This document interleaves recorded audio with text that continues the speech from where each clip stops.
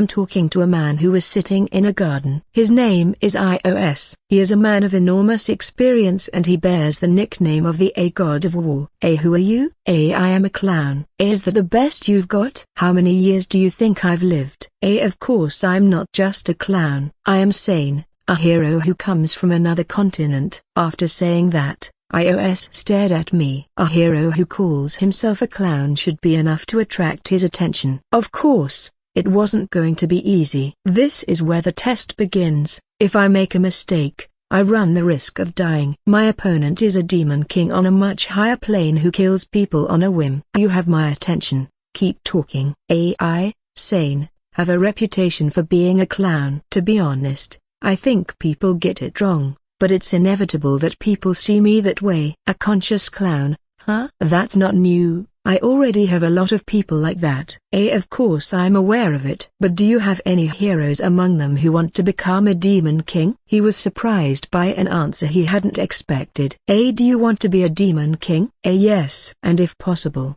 to be more powerful than Ios-sama. Kyuku. He turned his face in the opposite direction and tried to stifle his laughter. But it wasn't enough, as my words were so funny to him that he couldn't hold it in, and a great laugh was heard in the place. You're a very interesting clown, as well as funny. A hero who wants to be a demon king. You are the first person to ask me something like that, besides wanting to be stronger than me.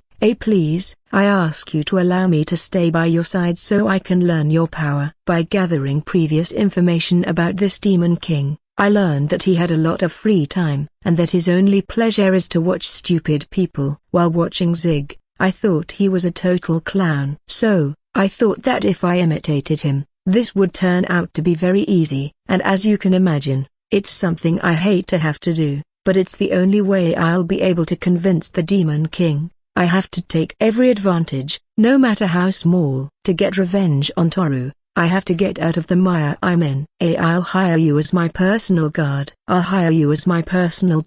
Thank you very much. I'll serve you with all my heart and soul. I'll do my best to make you laugh, too, master. The fact that he allowed me to be with him so easily surprised me. Afterwards, Keltina and I were assigned a room, and so our work as clowns began. The job of personal guard is surprisingly simple. First of all, Ios didn't need me to protect him from anything. Ios was simply by his side as if he were an ornament. What about the money? Do you want to die? I'm not a fool. I would never dare to defy him. But, we have our own problems. If things go on like this, we'll go bankrupt. Why don't we send some adventurers to clean up the mess? Of course we can. But the bandits are very strong. Some say that one of the bandits is the Demon King. A bandit Demon King, a broken bar. That's very interesting. The place we were in was very scandalous. Plus we were on a different continent. Every place we went, I found out about the existence of another Demon King. It seems there are more than I imagined. Ios lays his eyes on me. You have the hero's job, right? Yes, a broken bar. Then take care of this mess. Me? Yes. You asked me to be a Demon King, didn't you? I suppose you'll have the skills to take care of trifles. I climbed into Ios-sama's vehicle and watched the scenery go by. In the back we were accompanied by Keltina and Adiz, the protector of Ios. Adiz is like Ios-sama's right-hand man. He is always by his side. I am too bored and sleepy. I wonder when we will attack. We choose the road that is more prone to bandit attacks. The chances of encountering them should be quite high. And if you're tired, you should go to sleep at once. I'll take you at your word. Keltina proceeds to make herself comfortable in the back. If Sane becomes the Demon King, I will become the queen. I don't see why not. My dreams are filled with magnificent food. Lots of pretty clothes, servants groveling before me and a glittering life. This girl is still an idiot. And she's very demanding, but I like that she doesn't ask for this or that extra thing. Plus, she's loyal to me. That makes her a good tool. Still no bandits are showing up. I'm tired of waiting. Adiz, who had been silent all this time, opened his mouth. He hadn't spoken for 5 hours. They will be here shortly. Be patient. I don't like this anymore. Not only does Ios-sama let this clown be with us all the time, but he also trusts him with important matters. I ignored the complaints Adiz was saying while keeping a smile on my face. But still, I'm also worried. If a bandit doesn't show up soon, I'll be in danger. So I proceeded to create a decoy. I took out a couple of gold coins and other valuables as if it doesn't matter what I'm doing. This way, a bandit will surely appear soon. We started walking and 3 men appeared at the end of the path to block my way. It was a group of different races, beasts, demons and dark elf. Wow, it seems that among bandits there is no discrimination. As soon as I stopped, 20 more came out of the bushes in front and behind me. A quick glance at them with my appraisal skill told me that there were no demon kings among them. Leave the luggage you have, the money you have, and also the woman. One of the bandits utters a phrase that sounds to me like something I've heard somewhere. They are idiots. They are not even aware that they have fallen into a trap. They were all below level 1000. And my current level was 1200. So they're easy prey. Keltina, do it. Yes. I'm going to burn them to death. Keltina's magic is unleashed all over the place. Seizing the moment, I drew my sword and proceeded to attack. Damn you elf, how dare you attack your own kind. I will kill whoever harms my beloved. After a few seconds, all the bandits were shot down with great ease. A couple of bandits had also proceeded to attack Adiz, but he remained relaxed and dealt with them without much difficulty. His strength was truly overwhelming. He defeated them without drawing his weapon and with a single blow from his hand. His level is 70,000. After cleaning up most of the mess, the person we were looking for finally appears. Who the hell are you? You don't look like a simple carrier. Are you an adventurer? Maybe yes. Maybe no. A broken bar. A man with an appearance not unlike that of a demon king appeared with a gait as if he had come for a stroll. He was part of the rat tribe. He pulled out a knife that emitted a faint evil atmosphere, perhaps some sort of demonic sword. The man licked the knife and smirked. I like to kill handsome bastards who think they're a lot. You have a beautiful woman to match your face. They disgust me. They make me want to tear her flesh and spit it out. Curious. I don't like ugly bastards either. When I see them, it makes me want to stomp on them and scream expletives at them. It's a mystery to me why the world is full of such ugly people. I've always wanted to burn all of you alive. You're such a talker, elf boy. Begging for your life won't work. It's the other way around, you idiot. I've already activated my hero work. Your level keeps dropping every second we talk. You blinked. Hey guy. The man averted his gaze for a second, and I took advantage of that gap to approach him at high speed. In the blink of an eye, I had already thrust my sword through his heart. It would be boring to finish him off so quickly. So I swung my sword into his chest.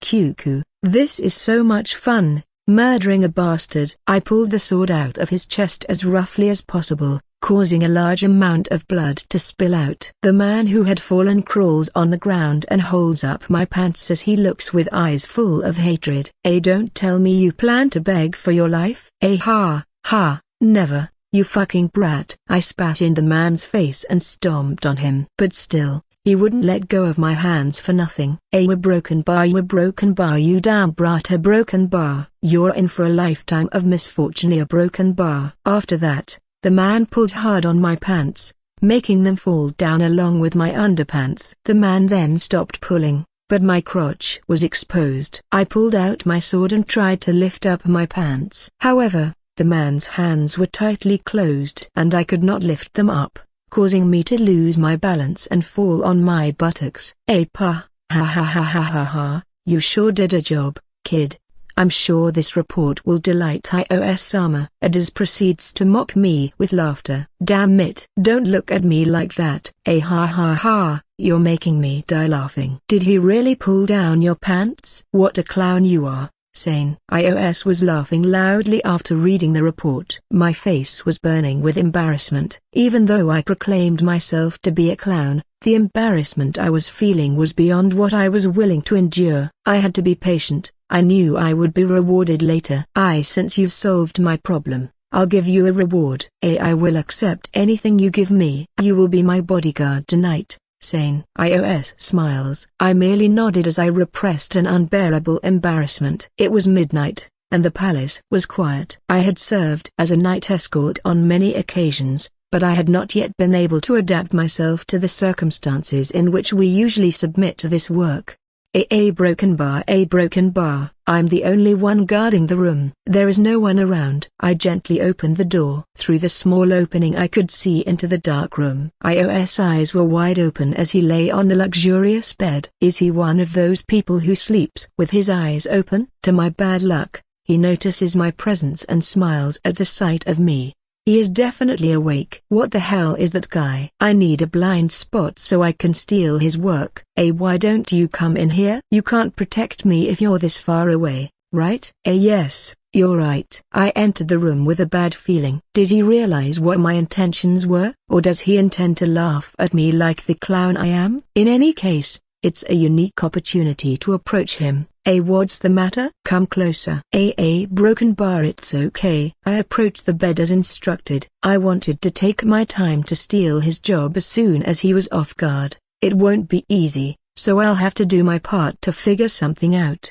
Suddenly, the comforter flew in the air, and the moment I blinked, he was no longer in bed. Where did he go? Ios grabbed my right arm from behind and twisted it as he pushed me down on the bed. You know, you're very handsome, you're certainly my type. You're not clown material. Damn, I let my guard down. This guy's got a lot of strength. I can't get free.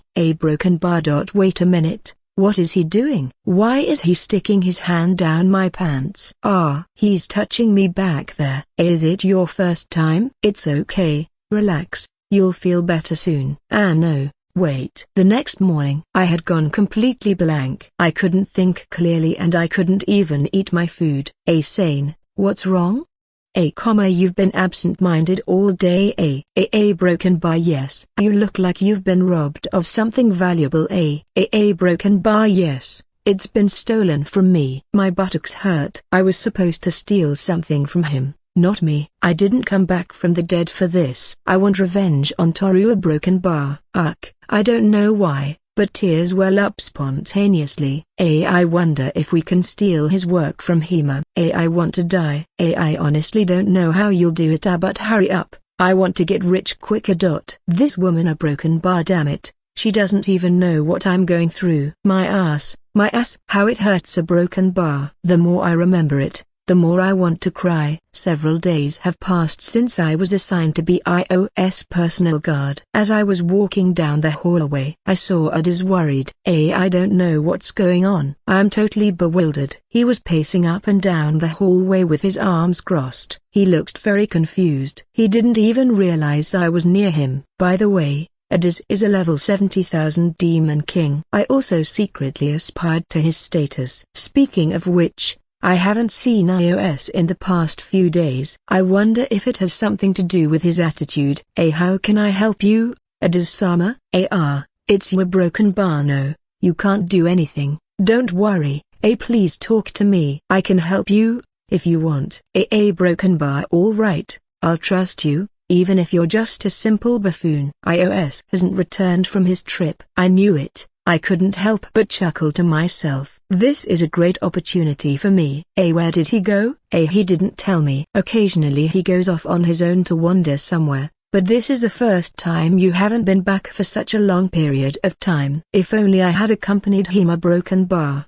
Broken bar. Hey, so that nasty monster is in trouble. I was shocked for a few seconds. Did I just say that? My lips seemed to move on their own. It was such a strange feeling, as if someone other than me had used my mouth to speak. What did you just say? No, nothing.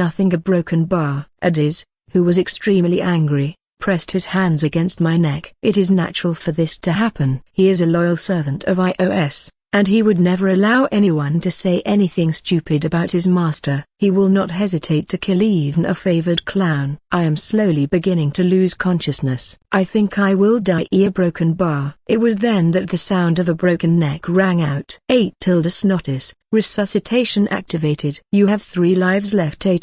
For a brief moment, consciousness seems distant, and quickly I am alive again. Adiz tilts his head dubiously. I thought I'd killed you. Maybe I've been too gentle with you. I have to do something. If I don't act quickly, I'll lose all my chances of coming back to life. I have to try to persuade him. It's not a good idea to fight him. What? What is this?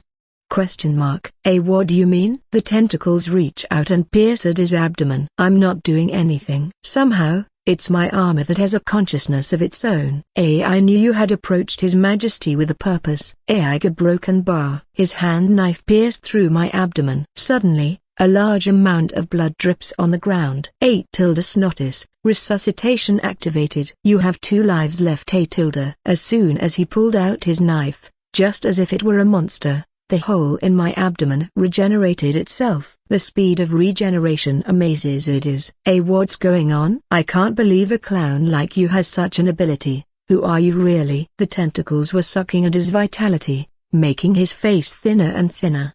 Sama? Several soldiers rushed to the scene. But the tentacles acted quickly and rushed at them to equally corner them to suck their stats and vitality.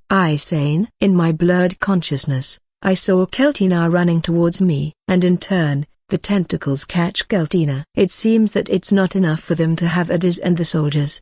They want anyone who gets in their way. I sigh a broken bar. My armor bubbles and swells. A large black flower blooms on my back. At the same time, a huge mouth opened in the center and swallowed Keltina in the blink of an eye. At this time, Adis proceeds to thrust his great sword against my chest. Immediately, great flames appear from the blade of the sword, causing the fire to burn me from the inside. The ensuing explosion blew me to pieces. 8 Notice, resuscitation activated. You have 1 life left. But the next moment I was back to normal. Adis trembles with fear. Impossible, your regenerative abilities look like black magic.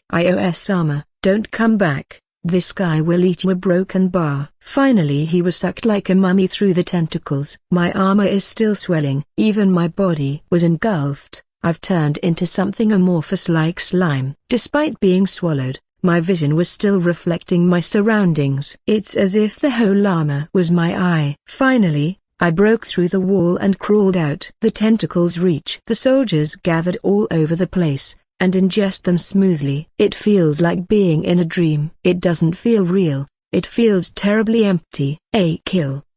I want to kill them. A broken bar. I want to take everything in the world. I want a broken bar. Toru, I will kill a broken bar. The voice emitting from the armor was not mine. It was as if someone had taken over me. I don't want that. I want to kill Toru with my own power. This is not the way I want to do it. The body starts to take shape. My feet start to become thick and ugly legs. The perspective of my vision started to grow, making the people on the ground look like dolls.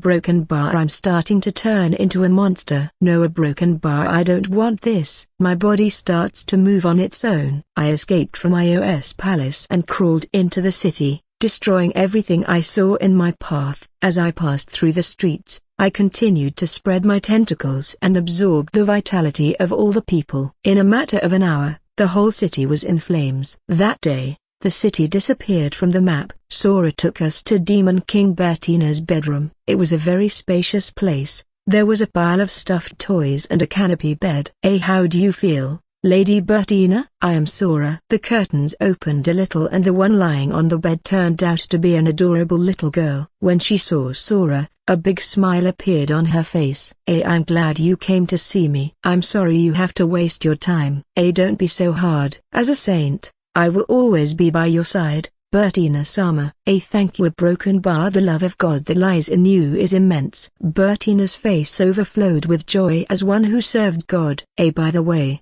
who are these people? Broken bar. They are my friends, and this person in particular is Toru. As I told you before, he is my dear childhood friend. Oh.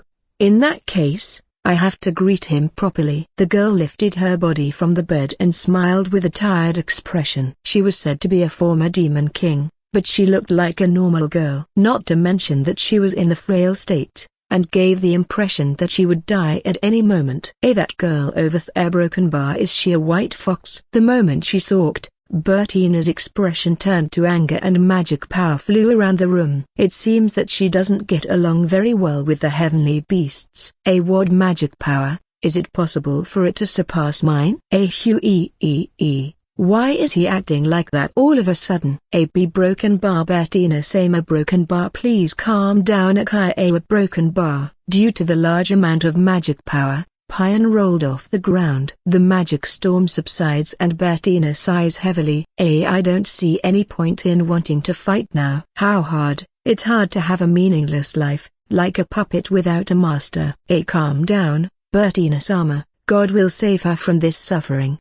Oh, yes, I will be saved by the deep love of God. Bettina puts her palms together and prays to a symbol on the wall. She mentioned that Sora had helped her overcome her illness, and God's faith makes her stronger to overcome such pain. I had certainly heard of it before, although it's kind of silly to believe that a faith in Goa-Opsa Broken Bar. I almost said something that could get me in trouble. I have to be careful what I think. Guests of Sora, feel free to spend as much time here as you wish. Your mistress welcomes you. That's very kind of you, Bettina Sama. If you will excuse me, I will continue with the guide. You may continue sleeping. After that, Bettina nodded and went back to sleep on the bed. We were in a large hall of the palace. Pion was no longer with us because she had work to do. As you can see, I am a saint now. I will no longer be able to return to our country. Many villages and flocks seek my wisdom. You will not return with you, Sa Broken Bar? Please don't take this the wrong way. This is what I have always wanted. My mission is to save the lost people through God's guidance. Yes, it is my mission. Oh, what a pure and precious woman I am. How I sacrifice myself to teach God's teachings to these fools. I saw a Sana Broken Bar. That's so noble of you, Broken Bar. No, don't be fooled. What you think is noble is nothing but narcissism. She definitely does not possess a holy aura of a saint. However, Sora is right. Now that she has such an important rank, it will be difficult for her to return to us. The figure of the saint is deeply rooted in the culture of this country. I have no choice but to give up Sora. I will simply take Pion with me. Frau, who was biting into the cookie, changed the subject. And what do you plan to do with the former hero who now became a monster? Sana Broken Bar. I was surprised that he not only survived, but also came to this continent. Things would have been simpler if he had died as a human being, but it seems that God did not even allow such a gentle punishment. Are you saying that this is the work of divine punishment? It is natural for him to suffer in such a way since he defiled a maiden like me. Shit, Sora is getting scarier and scarier. Am I to believe that if I make her angry I won't die like a normal person? There's a knock on the door and Isabella enters. There is a man here who claims to be a friend of Toru-sama. I'm very tired. I'd like to take a bath soon. Same. Takiki and Nambala enter the room a few seconds later. Sora stopped Isabella with her hand and urged her to leave the room while telling her that it was no problem. Both boys sat energetically on the couch. Forgive our boldness. I am Nambala of the 2nd Manu Brigade. And I am Takagi, also part of the 2nd Manu Brigade. Takagi looks at me as if he is scolding me for abandoning them. And this is the person you were looking for, Commander? Yes. Unbelievable. Now I understand why the sub-commander respects you so much. For some reason, Nambala and Takagi look at me as if they respect me. And Frau nodded proudly as well. Okay. We were also aware of you. We were planning to contact Ni soon with the intention of stopping that monster, but since you are here, Toru, I suppose you will help us. There was no need to answer that. My mission was key, to defeat Sane, and make sure he dies this time. You can ask me for any reward you wish. What's more, if you succeed in defeating him, I will ask that the ceremony take place in the cathedral. Don't treat me as if I were a stranger, Sora. I know exactly what your personality is like. You're too dangerous to be a saint. Now that I think about it, you plan to go to the center of the continent, right? That makes it even more convenient. The Fag warriors who fled the battle live in that area. Please, when you go there, punish them and use them as fertilizer for the land. I see you are still keeping your vulgar vocabulary. This girl does not change her character at all despite being in another continent. More importantly, Are we close to the center yet? I will soon learn the truth about my mother. I feel that I am already coming to the end of this journey. I went into my room and threw myself on the fluffy comforter that lay on my bed. I didn't expect to stay in a palace again during this trip. After a feast and a bath, I'm sure I'll sleep very well tonight. Knock knock. Someone knocked on the door, so I opened it. Looks like you are starting to relax a broken bar. Well, that's a pity, since you won't be sleeping tonight. So broken bar Sora, why are you dressed like that? Sora came into my room, and took her off her robe and in turn revealed the negligee she was wearing. The fabric was so thin I could see through the underwear underneath. She pounced on me and watched me from a very close distance with burning eyes. The bed creaked and the tension increased. I want you to see me tonight as a woman you can desire. Wait, a broken bar? What? A broken bar? Are you not attracted to me? Yeah, broken bar. Sora's lips come close to mine. The scent of her body was quite seductive. To be honest, I really like Sora. I've always seen her as the kind of woman I could fall in love with. But why is this all so sudden? I admit that I'm a rather purist person, and I like to go slowly with a person before I get to do something like this by force. I'm sorry I can't give you my first time, but, in return I will do everything through once. Please try the devotion of a saint for yourself. Those words made my brain short-circuit. There was a struggle in my mind about keeping my sanity or getting carried away by desire. Just as our lips were about to touch, the door was kicked down. That's enough, Sora-san. Get away from the master. You definitely did it, black-hearted saint. You took the opportunity and went after the master. You're terrible, Sora. We promised that before we did anything we would talk it over and decide together. Frown pine face Sora. Sora frowned and clicked her tongue. It seems that the amount of sleeping pills I gave them was not enough. The more levels they have, the less effect they have. A broken bar. I think I have miscalculated them. With that said, Sora walks away from me. Damn, I almost did it. Frau blushes at the sight of Sora's outfit. What a naughty outfit. Is this the sex appeal of an adult? Kid shyly hid her face with her hands, while Pion hid behind Don't you feel ashamed, Sora-san? How come you can walk around in such revealing clothes like that? Aren't you cold? Although, the master seems to be quite interested. If that's so, then I want to know how to dress like that too. A broken bar. Ugh, I can't even let my guard down. When did you get underwear like that? I have to get something like that, or something kinkier. I can't afford to lose. What the heck are those two mumbling about? I thought they came to save me. Sora opens both hands and turns to the three girls.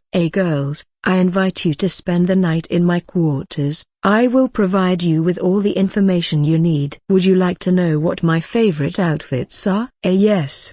Frau and Pion answered in unison, and the four of them left the room in great haste. Broken bar. I'd better go to sleep. Snow falls from the sky. The whole area is covered in a blanket of white. After we parted from Toru-sama, we headed north in search of our lost friends. Monika-san was riding Ichiro-san while I was on horseback. Are you cold, Ichiro-san? Gira broken bar. Great. I'm starting to get hungry. But you ate beef jerky not long ago. It's not enough. I want hot soup. Monika-san replied with a hunched posture. She seemed to be very tired, plus her hatred of the cold was evident. She was wearing several layers of clothes that looked like a ball. Where is the place we are heading to? It's not very far. I need more information than that. I'm not familiar with the geography of this country. Oh. Forgive my disrespect. As soon as Monika placed her hand on her clothes, I quickly stopped her. This girl always tries to apologize by wanting to take her clothes off every chance she gets. She's a well-meaning person, but sometimes she's a little strange and hard to handle. She has no other name than being a stripper. I've heard that there are people in the world whose hobby is doing things that go beyond common sense. I wonder if Toru-sama will also like that sort of thing. If so, should I learn from her? But as a noble's daughter, I would never do something so low. A broken bar. I feel a strange euphoria when I imagine it. What does this throbbing in my chest mean? It's so cold. I'm beginning to wonder if your friends were really transferred to this place. We don't know yet. But it is also true that nothing can begin without a search. Even if we don't find them now, It would be very gratifying if we could get some information about their whereabouts. It doesn't matter. Alushaw is a criminal. To enter another person's home is unbecoming of an elf. It's not Alushaw-san's fault. I did a little research to make sure, and it seems that the floor below the teleport has collapsed several times, and the building itself is falling apart. My father said he would investigate the ruins as soon as possible and rebuild the house. I see a broken bar. Marianne's house is in a lot of trouble. Several travelers who passed us on the road were astonished to see that Monica-san was riding a rather dangerous animal. As Toru-san's fiancé tilde copyrightee, I couldn't help but feel proud to have a man who can tame even the most violent animal feared by people. However, it is shameful to act in a boastful manner, and it is not proper for a lady to act in such a way. So I kept such a feeling to myself. Did you see how they looked at us? They were very surprised. Fufu. I can't help but be struck by Monica's honesty. I love it. As we continue down the road, we meet a woman archer carrying a board tied to a stick. Excuse me, is there a town or village around here where we can rest? A behemoth. The woman throws the boar to the ground and sits down.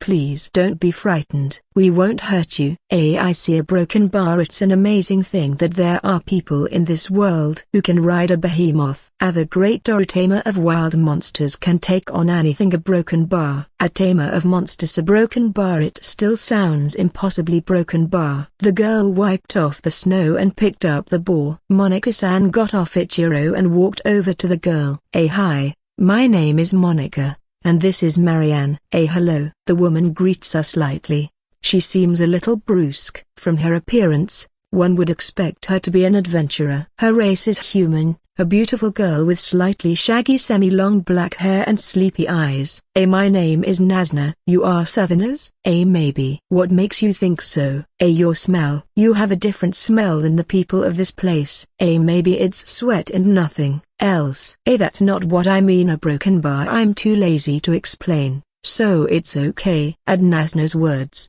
I checked my own smell. I'm sure I've cleaned my body properly every day. The first time I took a bath with water was 4 days ago, and I wonder if I didn't clean myself enough. It's a shame that Roan's daughter is perceived as stinky. I feel like taking a dip. But I smell good. Do you want to try it? You see, you can't distinguish your own body odor. Really? Nazna bursts out laughing at my question. After a short laugh, she answered me by wiping her tears with her fingers.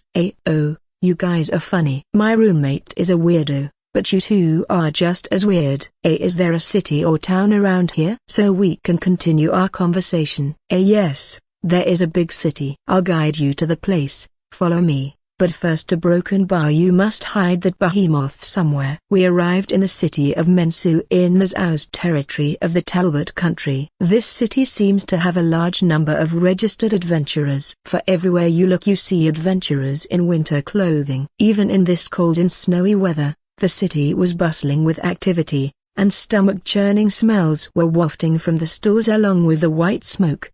I wish I could eat something from this place. Yes. This aroma is stimulating my appetite. Since we're here, how about coming to my place for lunch? I'm puzzled by Nazna's invitation. I can't ask someone I've just met to do so much for me. I haven't even thanked her for bringing me here. It's okay, don't worry about it. I just want you to tell me everything you know about this place. I've never left this country since I was born. If that's all you want, that's fine. She led us down a narrow alley to a house with a narrow garden. Although cozy, the building was small but stately and elegant. There was a single tree in the garden. I'm home. Is anyone here? As soon as he opened the door, she muttered into the dimly lit interior. She threw the boar in the door and led us into the living room. It is a very nice mansion. It's not so much a mansion. Sit where you like. I've made some tea. Nazna walked briskly into the kitchen. Monica and I sat in the chairs as we looked around the interior of the house. It's made of a lot of fine wood. It's not the kind of place a commoner would live. It's not polite to talk like that, but it certainly gives that impression. Suddenly, I noticed that there are wooden dolls on the shelves. There are 7 of them. The cute designs are strangely eye-catching. There seems to be no uniformity in the races, and I can see humans, elves, beasts and demons. However, I don't know why, but only the elves were set apart. I have returned. Nasna prepared a pot of tea, and placed the teacups carefully on the table, so I took the moment to ask her a question. Hey, Nasna-san, where did you get those dolls? Oh, my roommate did it while crying. I don't know exactly the details, but I think they are her friends. A broken bar. A girl who cries for her friends? I can understand that pain. I definitely need to make an effort to get my friends as soon as possible. I'm the one responsible for all this happening. I'm at home. Oh, good timing. Wait a bit. Nasna runs to the front door. Why do you smell like that? I just jumped into the river, and I also got wet in the rain. A broken bar and I don't stink. Come in and take a bath, quickly. More importantly, tell me, did you meet your friends? Yes, but I didn't know what kind of face I should make when I met them, so I ran away. You're an idiot. A broken bar, but I'm glad you're back. That voice here. Broken bar. Could it be that she's a broken bar? I get up quietly and head for the front door. When I look back, Monica is following me. I have a visitor now. That's unusual. I thought I was Nasna's only friend. I carefully approached the door and that's when I saw her. There she was, Alushaw-san. She seemed to have noticed my presence. Her eyes widened and she froze. Mal broken bar. Mariania broken bar. Alushaw-san a broken bar. Tears well up in her eyes and her lips tremble. Then, she pulls back and tries to run away. Monica-san, catch her. Gotcha. Monica-san jumps on Alushaw-san's back and they both fall on the snow. Well, Alushaw-san a broken bar. I'd like to know why you tried to escape. Alushaw-san is silent. She looks at us and then looks down. The conversation hasn't progressed much since a few minutes ago, so I just savored the tea Nasna-san had prepared for me. Come on, spit out what you have to say, so we'll get it over with. Don't talk to her like that. Alushaw-san is just a victim. A victim. A broken bar? At my words, Alushaw-san's body began to tremble. Tears once again gathered in her eyes as her lips trembled. Then she wiped her eyes with her forearm. Later she clasped her hands together and held them out to me. A broken bar. What are you trying to do? I'm ready to surrender. Do what you want with me. I don't understand what you're saying. You've come for me, right? If only I hadn't stepped on the ground that day. A broken bar. None of this would have happened at a broken bar. It was all my fault. I see. A broken bar. So that's what this is all about. She has a strong sense of responsibility for what happened. I guess she feels guilty for what happened that day, and that's the reason she's been trying to run away. So I placed my hand gently on her. You are wrong. It was all my fault. You are just a victim of this whole incident. You are very kind, Marianne-san. But it was my fault that everything collapsed as soon as I set foot in the room. Yes, you're right. People of your race have very strong legs. A broken bar. That's the wrong thing to say. I'm deeply sorry to see that Alushaw-san is still the same. I had started to believe that I would never see her again, and now she's in front of me. I'm the one who feels saved right now. I couldn't hold the urge and just hugged her. You're hugging me too tightly. Are you trying to suffocate me? I'm so sorry. I accidentally hugged her tighter than necessary. I'm at level 1500 now, and if I'm not careful, I could accidentally kill someone. I guess it's not such a good thing to be strong. I'm so glad to see you again. Me too. As I said before, you haven't done anything wrong, so you don't need to keep running away. Really? Yes, let's go home together. Alushaw-san could no longer hold back her tears, and she clung to me and sobbed. The regret and guilt she must have felt all this time must have been quite difficult for her to handle. Oh, I'm sorry. Is this a bad time? Food. Nasna-san had placed some sauces on the table, and Monica-san, who was excited, sat down with great speed in front of one of the dishes. Alushaw-san, who had a red nose, relaxed her face and began to smile. Did you find Luna? Yes, and we also found Sora, Pion, Ni and Lin. After we finished our meal, I told all the information I had to Alushaw-san. I had to find a way to reassure her, and there was no better method than to tell her all the progress made so far. I guessed that they had all been transported one by one, but I didn't expect that we would be sent to another continent. Well, this information is still unconfirmed, So I hope Toru-sama has succeeded. I saw Toru recently. What? Toru-sama? Where? Alasho-san took a piece of bacon bread and put it in her mouth while scratching her cheek in an embarrassed manner. I was really happy to see him again, but as soon as I saw his face ear broken bar, I felt a little sorry for him. I was so angry with myself, so ashamed and miserable, that I just decided to run away. You're a girl with a lot of problems. Yes, that's right, I'm a troublemaker. Alasho-san was depressed. Her flattened elven ears showed it. The mood seemed to be getting worse, so I decided to change the subject. Is the portal that brought you here nearby? Yes. I was moved to a ruin further north of here. I was too cold to think about what had happened, and Nazna saved me when I passed out in a blizzard. At the time I was very frightened when I found her. An elf, in skimpy clothing, shivering as she wondered where I was. I thought the forest gods were angry with her. Alasho-san's face turns red. Understandably, she felt confused. It all happened so suddenly that she didn't have time to prepare herself properly. It was thanks to Nazna that I learned that this was a different continent. Broken bar, you came here by yourself? Alasho-san nodded shyly. Every time I got information that could give me a clue, I went there. Thanks to that, I was able to locate two people who seemed to be Sora and Ni. But unfortunately they refused to see me. Did you find them? I'm not sure. I think it was them. But they were in a somewhat inaccessible position. A broken bar. I wasn't in a position to do anything for now, so I simply decided to look for other members of the group. An inaccessible position? If she could find them, I think she should contact them immediately. A lot of doubts were generated in my head, so I decided to give her all the information I have obtained. Alasho-san folds her arms and ponders. A broken bar. If I go to Bixkia, will I be able to return to our home? If we get permission from the research team's headquarters, you can ride Yorick home. Alasho-san stood up with great impetus, but after a few seconds she sat down quickly. No, I can't leave. I must stay and keep searching.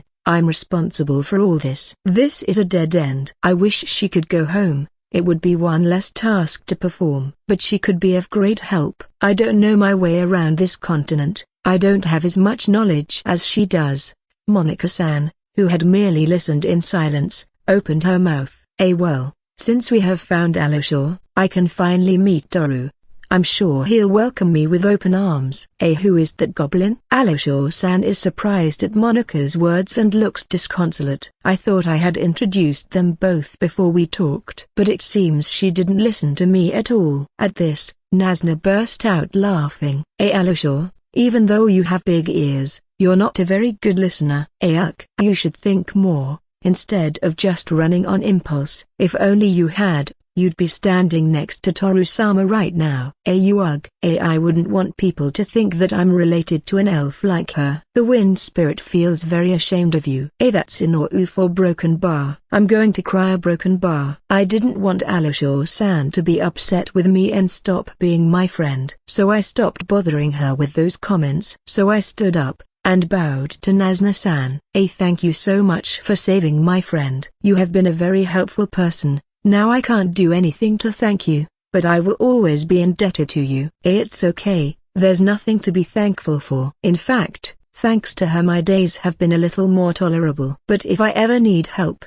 can I rely on you? Of course. If you're ever in trouble, write to me or come see me in person. I wrote down on a piece of paper the location of the research team headquarters, and handed it to her. Of course, this alone is not enough, so I plan to give you a suitable reward. Nazna looks at the paper and smiles.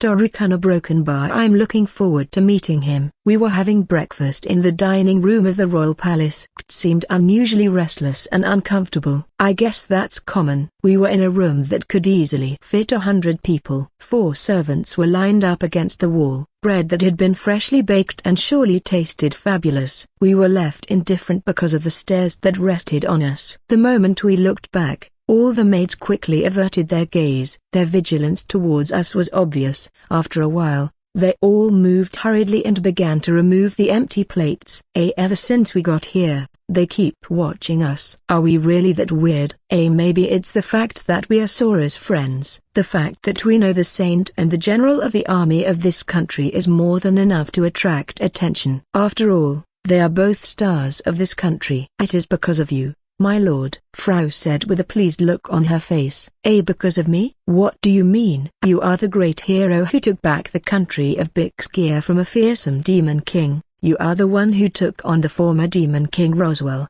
and you even fought and came out victorious against Ios. You are a very famous man who has been given a special title that will be recognized in the rest of the continent.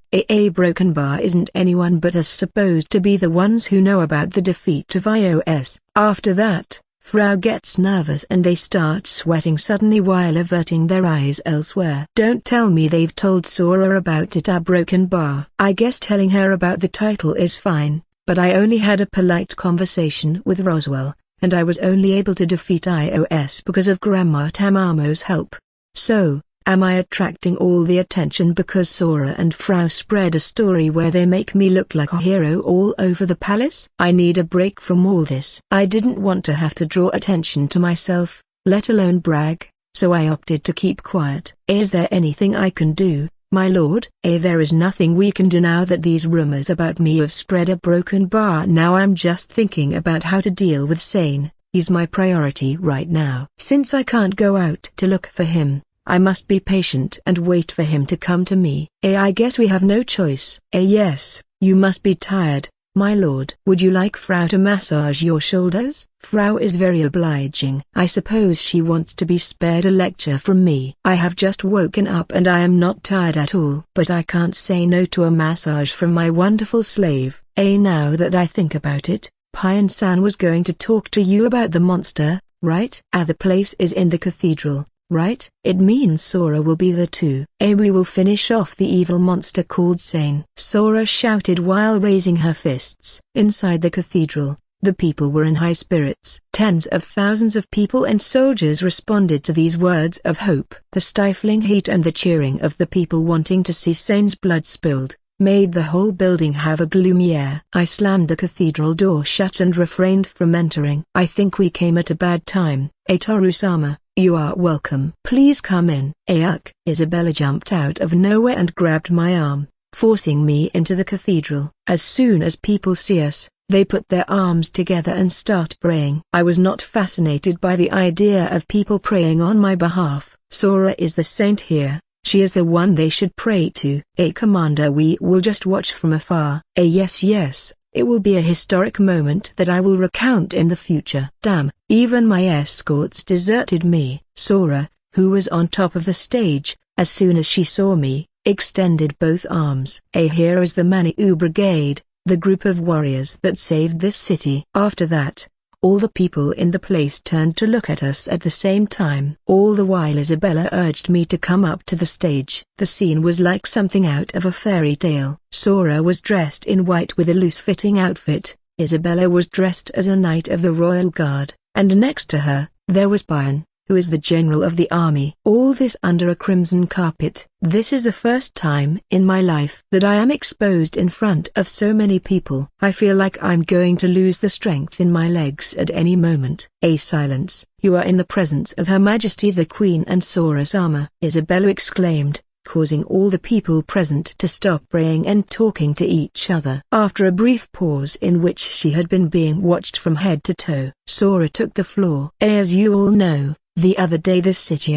Broken Bar, the holy city, it was attacked by a monster called Sane. This is the test God has given us. Now is the time to answer her call. Loud cheers echoed throughout the room. But there is no need to fear, for God has sent us her strongest warriors in the whole country to exterminate this monster of evil. And those are the Manu Brigade. The cheers cracked the building again. Unable to adjust to the atmosphere of the place, I shivered inside.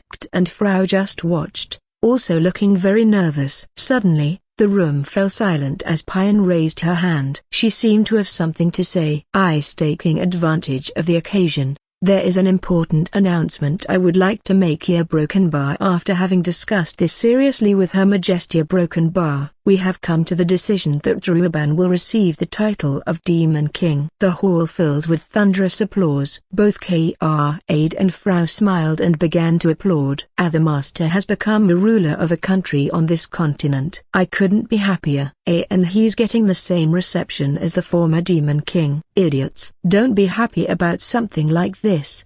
Having the title of Demon King is a very serious thing. Once I'm recognized as the ruler of a country, it will already be hard to back out. Damn it, Sora set me up. Thanks to the help of the new Demon King, we will build a strike force against Sane supported by the Maniou Brigade. This will be the heavenly punishment for those who defy God. How dare you cheat me like that? I would not say it was a deception. It is a very necessary measure. But Inazuma is defenseless and still unable to move, and the enemy is not only Sane. The balance of power on the continent has been lost after the defeat of Ios. It was very necessary to have a new Demon King as a defense against the attack from other countries. We were still in the cathedral, but now it was empty except for Sora, who was sitting in a large armchair, and next to her were Isabella and Pion. Rather than being a saint, she looked like a queen. It is an undeniable fact that we defeated Ios, and we know that this continent is kept in balance by the Demon Kings. But still, Her Majesty was skeptical that Ios was really dead. It is possible that he faked his death. Ios is still alive? It's just a possibility. Frau and I exchanged glances upon hearing that. How could he have survived something like that? There was certainly no evidence about his lifeless body. Maybe I'm overthinking it. However, if he really did survive it, it will be a headache for us in the future. You should also inform Grandma Tamamo about this. It's about time, Isabella. Okay. Isabella proceeded to put on a veiled robe, and left the cathedral accompanied by 2 priests. Apparently, she will participate in the procession posing as Sora. If that's how they act a broken bar, I wonder if it was really Sora whom I saw that time when we arrived in this city. Is it really okay for her to impersonate you? It's not necessary that I have to expose myself every day. The saint is just a figurehead to give people hope when they need it. You are nothing but a fraud, Sora. God, please send divine punishment for this girl. After finishing our work, the 2nd Maniou Brigade proudly returns through the main gate of the capital. Behind us, the corpse of the Goblin King. People passing by on the street stopped to look at him. He was more than 3 meters long and was riding on a carriage. It didn't take long for the atmosphere to fill with applause from many directions. The 2nd Maniou Brigade is now one of the 10 largest parties in the country. Everywhere one went, we were hailed as the new rising stars, the Red Army of Adventure, the most effective party in history, and so on a broken bar. Many young adventurers aspired to join our party. But as I led my army, I heard voices in the crowd that made me bite my lips. Today the vice commander is wonderful. I heard she took that position after sleeping with leader Toru. I heard that Captain Toru is on a trip. He's a jerk, going off and leaving his party adrift. He shouldn't come back here. Toru is the strongest and the most amazing man in the world. Possibly he's been delayed for a good reason, but I'm sure he'll be back, and when he finds this party, he'll come pick me up and we'll get out of here. Besides, I have Nambala and Takagi looking for him, so I'm calm. I'm sure he'll show up soon. Everything is in order? Yes. Everything is fine. Lin is very worried about me. She has helped me a lot since we got here. She is a true friend, because unlike me, she has a very strong mentality. So she is someone I can trust. As we walked through the cobblestone streets, a group of people blocked our path. They were the 1,000 Golden Lions, and they were also part of the ranking of the 10 largest parties in the country. What a great coincidence. Brigada Maniou.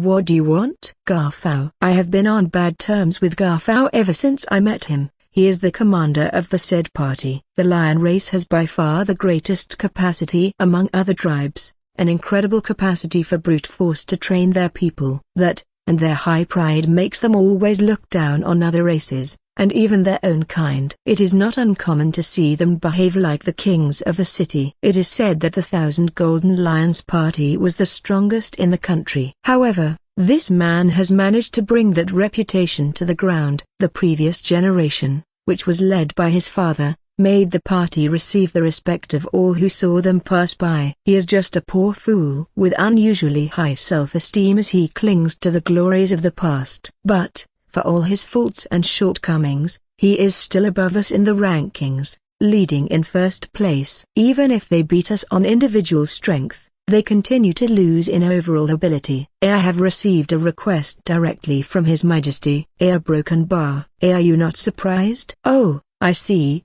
you're trembling with fear inside. A broken bar. What on earth is this fellow talking about? His Majesty's direct requests are also a daily occurrence in our party. Could it be that the 1,000 golden lions don't get any work from the royal palace? I often hear complaints about His Majesty's antics from the leaders of other large parties. Anyway, it is troublesome. I will take control of this situation properly and make them go home. I'm so tired. I want to take off my vice commander mask and just relax in my bed. I'm really looking forward to having a date with Toru in my dreams. Do you remember our conversation earlier? Our conversation? Yes, I talked about merging the Manu Brigade with the 1,000 Golden Lions.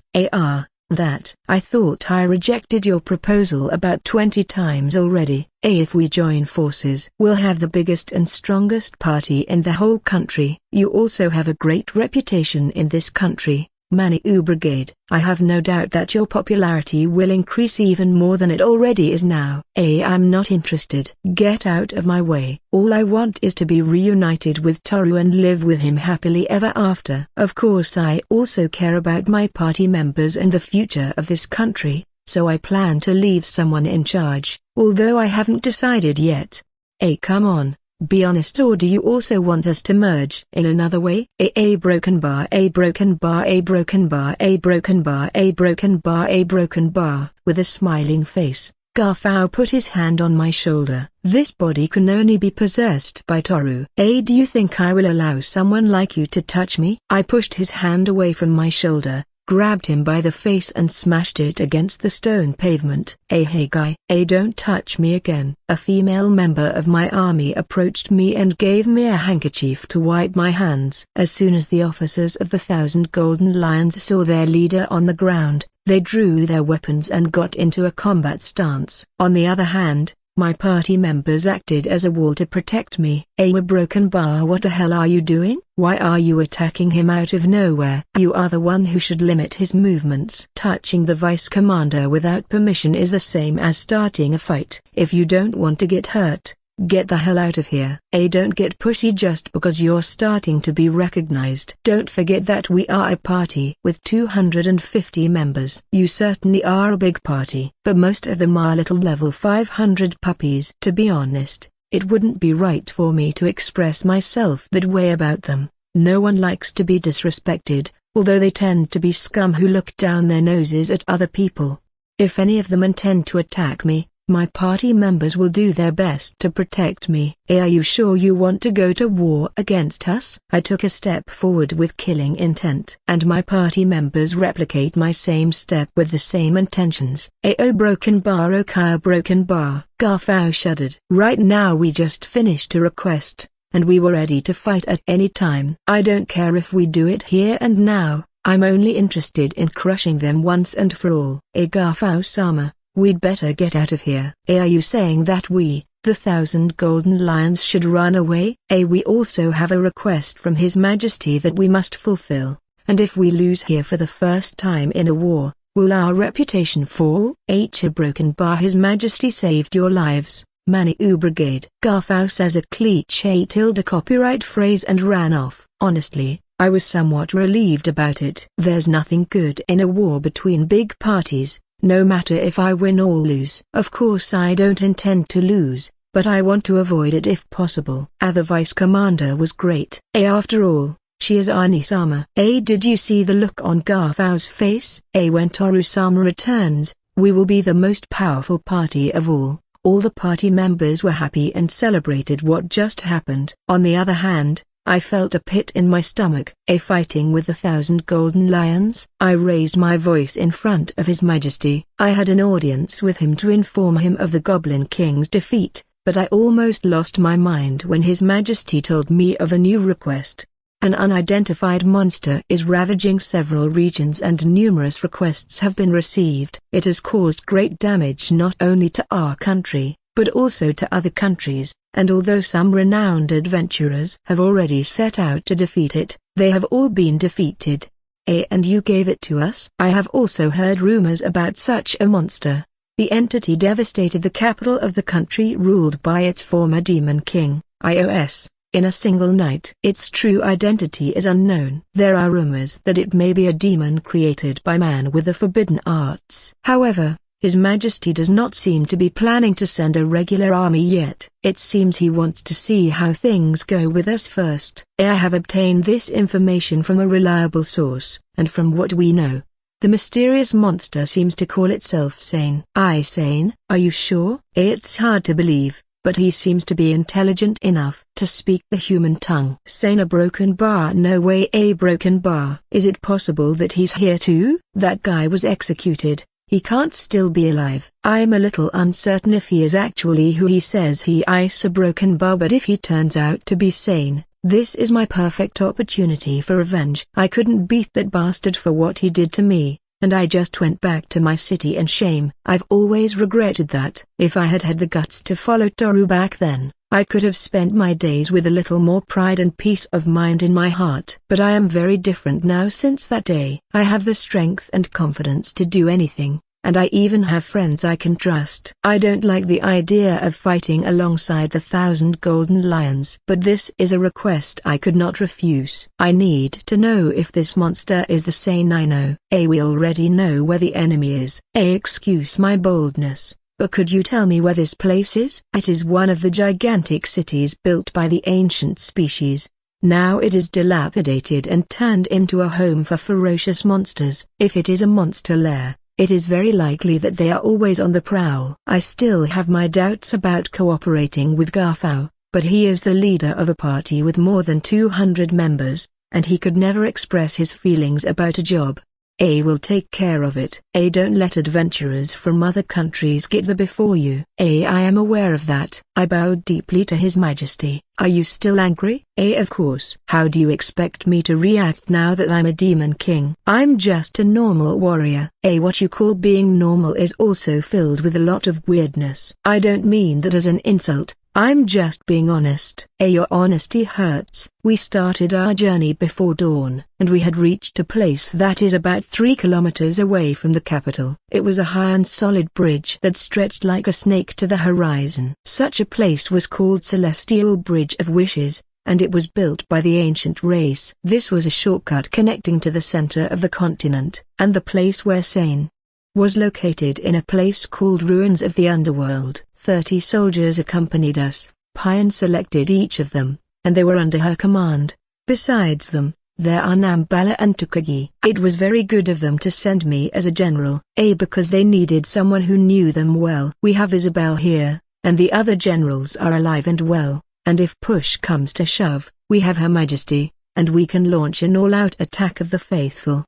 You're scaring me, Sora. You're planning to destroy the world? You're overreacting. I only meant that there are other ways to do it. Pion trembled at Sora's words. I looked at Kt and Frau, and they both had a determined expression as they carried their luggage. We're finally going to the center of the continent. I'm nervous. In addition to defeating Sane, I am delighted that we will finally be able to discover the secret of the Lord's Mother, which was our original purpose for this trip. Although it saddens me to think that this long journey is about to end. But will we be able to defeat the former hero who has become a monster? We must also be more than attentive to the tentacles that absorb experience and skills. Kd is right. The current Sane has acquired a power that is a step above what he was before. It's not hard to imagine that if we don't defeat him here, he will become more dangerous. They say that at the end of this bridge are the ruins, so be very careful along the way. May God always be with you. A broken bar? Huh? What's wrong? Why are you still here?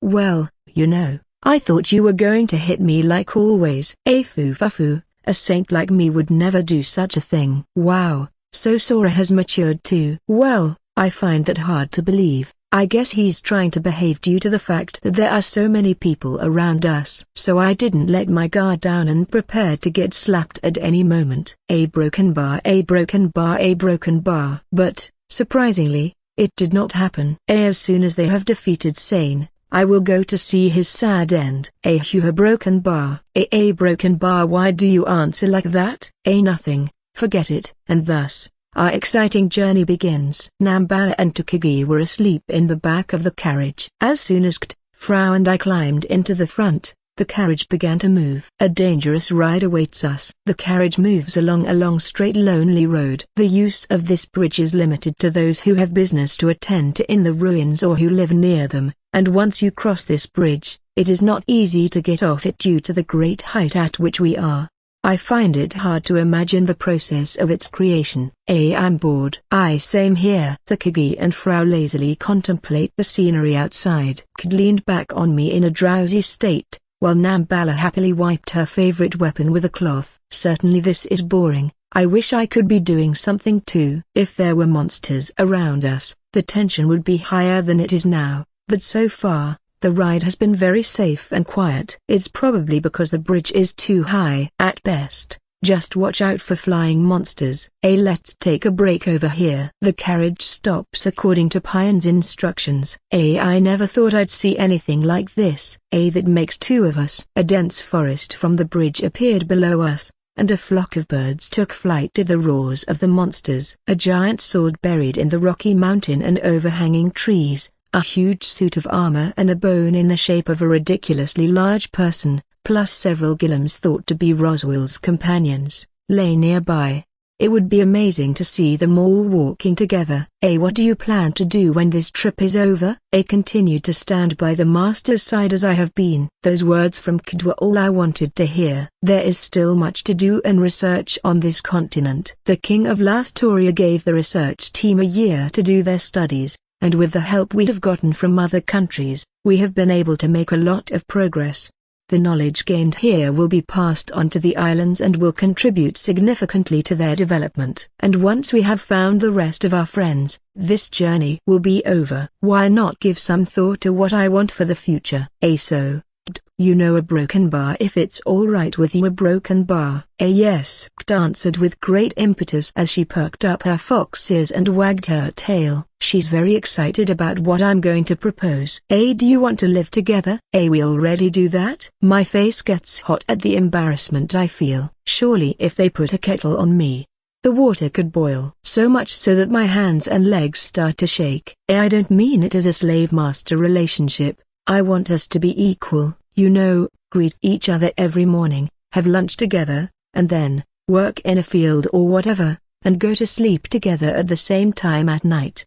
Having a daily life as a couple. Broken bar, you know what I mean? Yes, I know what you mean. I accept it. I want to be by your side always. Master pounces on me and hugs me tightly. I also put my arm around her back and put some strength into it. I did a broken bar. I have proposed to Kt. I want her to be my wife. Sora will probably be angry with me when she hears about this. I'm afraid she'll reprimand me for not having made this proposal to her in a more romantic setting. But I think this setting is just as good for a proposal of such magnitude. While it's not a proposal that could receive a perfect score of 100, I think it could have a score of 70. I have proposed. It's very embarrassing. Toru? My lord? I look back and see Pine and Frau quite angry. It's like they're about to jump on me with the intention of hurting me. They emit such cold air that I start to wonder if they are using ice magic. I guess you're going to ask me to live with you too,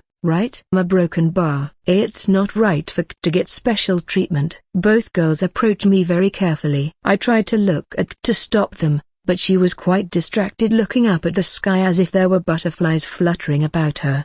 Someone is coming towards us. Suddenly, a person is coming towards us in the opposite direction. He took off his hood and exposed his true face. I've seen some familiar faces, so I thought I'd come over and say hello. Io's a broken bar. A broken bar? The Demon King who I thought I had defeated was standing in front of us with a big smile on his face. Ios, who should be dead, sharply raises the corner of his lips. However, His appearance is slightly different from the last time. The prosthetic hand on his left arm looks different. It is so distinct that it is not so difficult to go unnoticed. The clothing he wears under the cloak is also of high quality, but in a duller tone that I don't think is to his taste. I didn't come here to fight. I saw you by chance and just came to say hello. What's the guarantee that you won't? You have a good point. There's nothing I can give you to guarantee something like that, but I'm serious. I have no intention of fighting. And while we're here, Broken Bar, what do you say we share some information about that black monster? It's a very tempting proposal. I wonder if that guy knows anything about it. More importantly, what are his intentions? I keep wondering how he survived our battle. Many doubts arise in my head. I clung to my arm trembling. Master, a Broken Bar, that guy is level 580,000.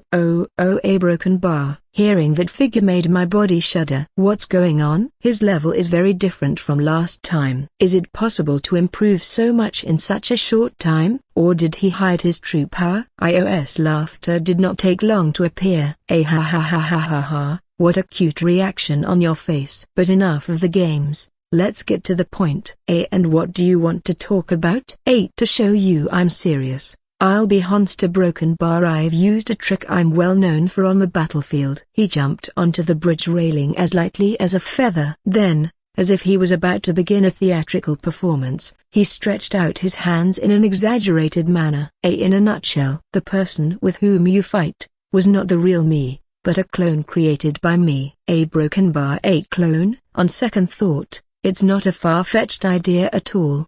Besides the little difference on his arm at that time, his level was lower than now, although it was still ridiculously high. I have a relic that manipulates memories, and I've been using it to get my personality and memories transmitted to that clone. Although, it's not enough to fool the appraisal ability. And I've been hiding for over 20 years while that thing impersonates me. How about my trick, boy? I'm speechless. I can't believe you've manipulated your own memories and wielded a puppet for so many years. The iOS I defeated was a completely different person. What is this feeling of confusion? Don't worry about what happened to that body. It was imperfect, besides being a sinner. But you were there, weren't you? Otherwise, how come you know about me? I've always been watching you from a distance. Although, seeing Tamamo struggle and resist like that was too much for my eyes. Everything got out of control at that moment. As much as we may have looked alike in appearance, what makes us human lies in the essence. After all, a Broken Bar, flowers are appreciated with the eyes,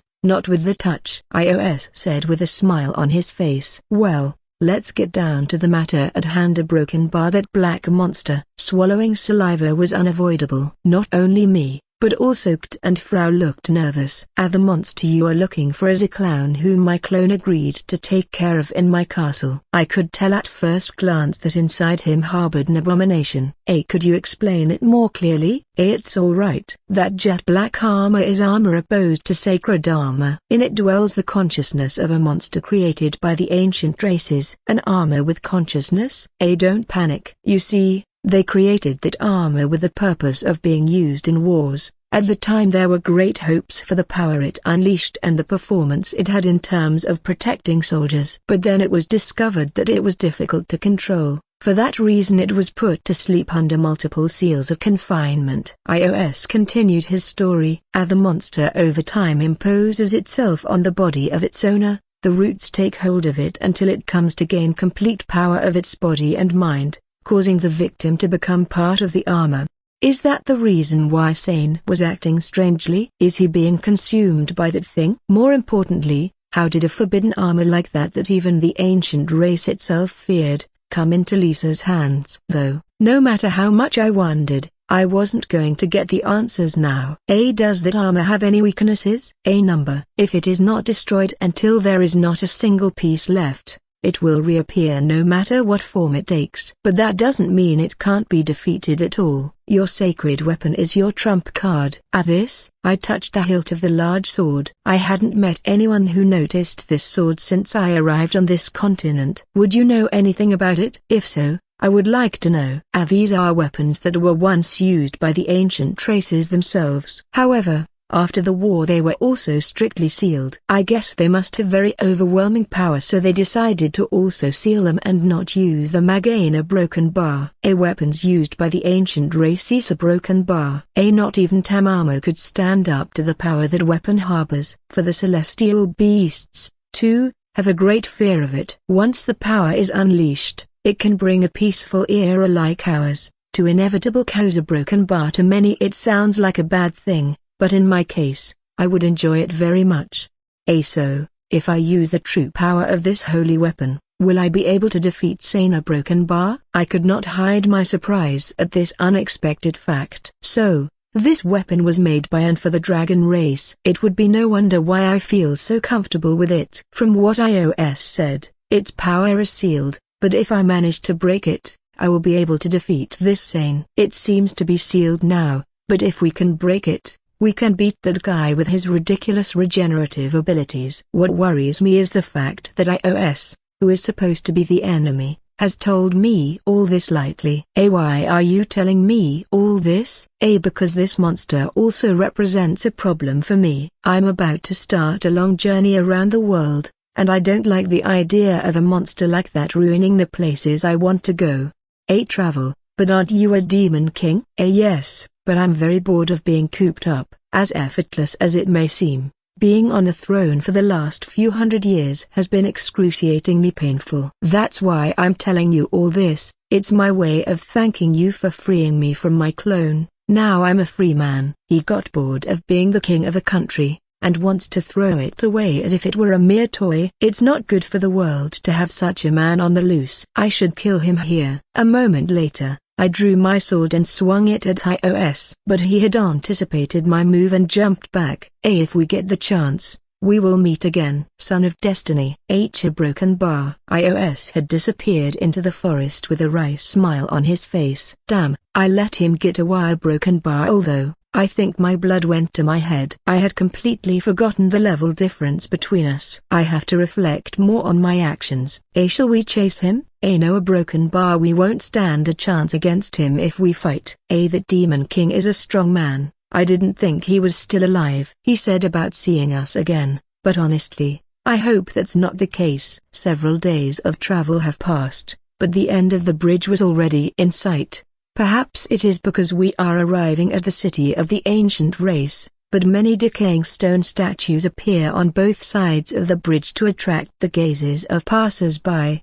Pion, who was riding beside me on horseback, speaks to me. Perhaps there will be adventurers from other countries when we reach the ancient city. I have heard that a lot of money is paid to kill Sane. I wouldn't be surprised. It's the perfect opportunity for them to get rich. There are also countries that have sent their military. After all, they see Sane as a real danger to their security. Ironic, Sane, who has always sought glory, to be noticed and to be feared by everyone when they see him coming. He finally got it, a broken bar, but not in the way he would have wished. That countries send the army must be a way to alleviate the pain and resentment of their people for all the damage caused to their cities. By the way, this ancient city does not belong to any country. It is as if we were in international waters. There are no rules, and no one rules over anyone. Anything can happen here, and it will go unpunished. It seems that the ancient demon kings were okay with this, so there are no problems even if armies from other countries invade. Continuing on our way,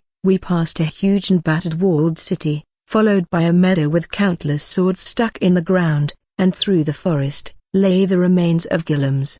Finally, we arrived at the city of the ancient race. Ancient buildings in decay, crumbling walls and roofs, stone statues and pillars worn down by wind and rain. Huge human bones lie everywhere, as well as huge Gillums. It seems that the ancient city was ridiculously large, and we have not yet reached the city center as such. Many things to see and explore await us. We continue to walk deeper into the ruins, chasing away the monsters that came out of their hiding places one after another. A broken bar. Water. The closer we got to the center, the more the amount of water on the ground increased. Gradually they are increasing in number, and finally it's like walking in a shallow pond. So we decided to abandon the carriage and continue on foot. Soon we reached the center of the ruins. There seems to be no end to it. As soon as we reached the place, a large lake appeared in front of us. And in the center, there was a solitary island covered with vegetation. Numerous ruins protrude from the water, so it seems possible to use them as stepping stones to reach the place. We looked out to see the depth of the lake, and it didn't seem to be that deep. However, many fish and aquatic monsters inhabited it. So, swimming across seemed to be a bad idea. Looking around, we could see many groups of adventurers and knights from other countries. They all want to defeat Sane. Toru, you originally planned to come here for a different purpose, right? That is correct. In that case, we'll look for Sane, so you go do what you need to do. I hesitated for a second at Pion's suggestion. As soon as I got here, I had a feeling that my mother was calling me. It was as if she was telling me that I should find something here. Takagi stepped forward all at once. Toru-sama, let us take care of this task. Do what you have to do. Broken bar. All right, I'm sorry to have to leave you. But, if you feel you are in danger, take Pion and get everyone out of here. Understand? Gotcha, Commander. Frau and I started jumping over the ruins overhanging the lake in order to reach the island. But before we could go any further, we stopped on a platform in the middle of the path. Just a little further, and we can reach the island. There seem to be more people than we thought. I can see smoke from a campfire over there. When I looked back, I saw more than 20 plumes of smoke rising. Apparently, there were more adventurers in these ruins than we expected. So, all these people are after Sane, and more importantly, where is Sane? Here you go, Master. Thank you. Handed me a canteen full of water so I could quench my thirst. Even though we were surrounded by a lake, it was very hot, the hot sun making this trip less pleasant than I would like. At times a warm breeze blew, and the surface of the water reflected our bodies as if it were a mirror. It was a beautiful sight in front of me, calm and relaxing. I wonder if my mother also saw this landscape when she lived here. It is inevitable that I do not feel moved while thinking about it. But as soon as I tried to continue, as I placed my foot on one of the ruins in front of me, it started to collapse. Faced with this, I acted on reflex and leapt towards the next solid object before falling into the water. Meanwhile, Kd is stranded where she was standing as she watched it sink. Do you think you can jump over here? Yes, no problem. Kd stretched out her 9 tails, and generated wind with magic, causing her to float through the air and land next to me. Wow, I never thought Kd could fly, even for a few seconds. The most amazing thing was that her skirt barely swayed during the flight. It was as if she was controlling everything meticulously. Can you hurry up? Frau exclaimed as she waited at the ruins a step ahead of us. Well, we have reached the center of the lake. We arrived at the island and I looked up as I stretched out my hands to block the sunlight reflecting strongly on my face. The place turned out to be a small island covered with dark green trees. It would take us 30 minutes to walk around it. On the island there also seemed to be a place where boats were landed, as there were a couple tied to a rope as they swayed because of the waves churning the lake. A small path was paved from the water's edge to the back of the island. I find it hard to believe my mother lived here. It's too lonely a place. Sure, it's quiet and very picturesque, but too depressing. Master, a broken bar. Let's continue. Of course. We've come so far to get here, we can't turn back. Frau hugs Kd's tail and buries her face in it. We make our way across the cobblestones that were overgrown with weeds. Have you found anything? Not yet. Kd had been using her appraisal skills to find life around the place. But it was useless, as there was no sign of monsters or people. This island was only home to birds, and they posed no danger. The grass gave no sign of having been trodden by living beings, and even the path we were walking on seemed not to have been used by anyone for years. The deeper we went, the thicker the grass became, until we got to the point where the path disappeared completely. Was my mother really born here? I always imagined a warm place, a place where she would be happy. Instead, it just makes me think she's been alone forever.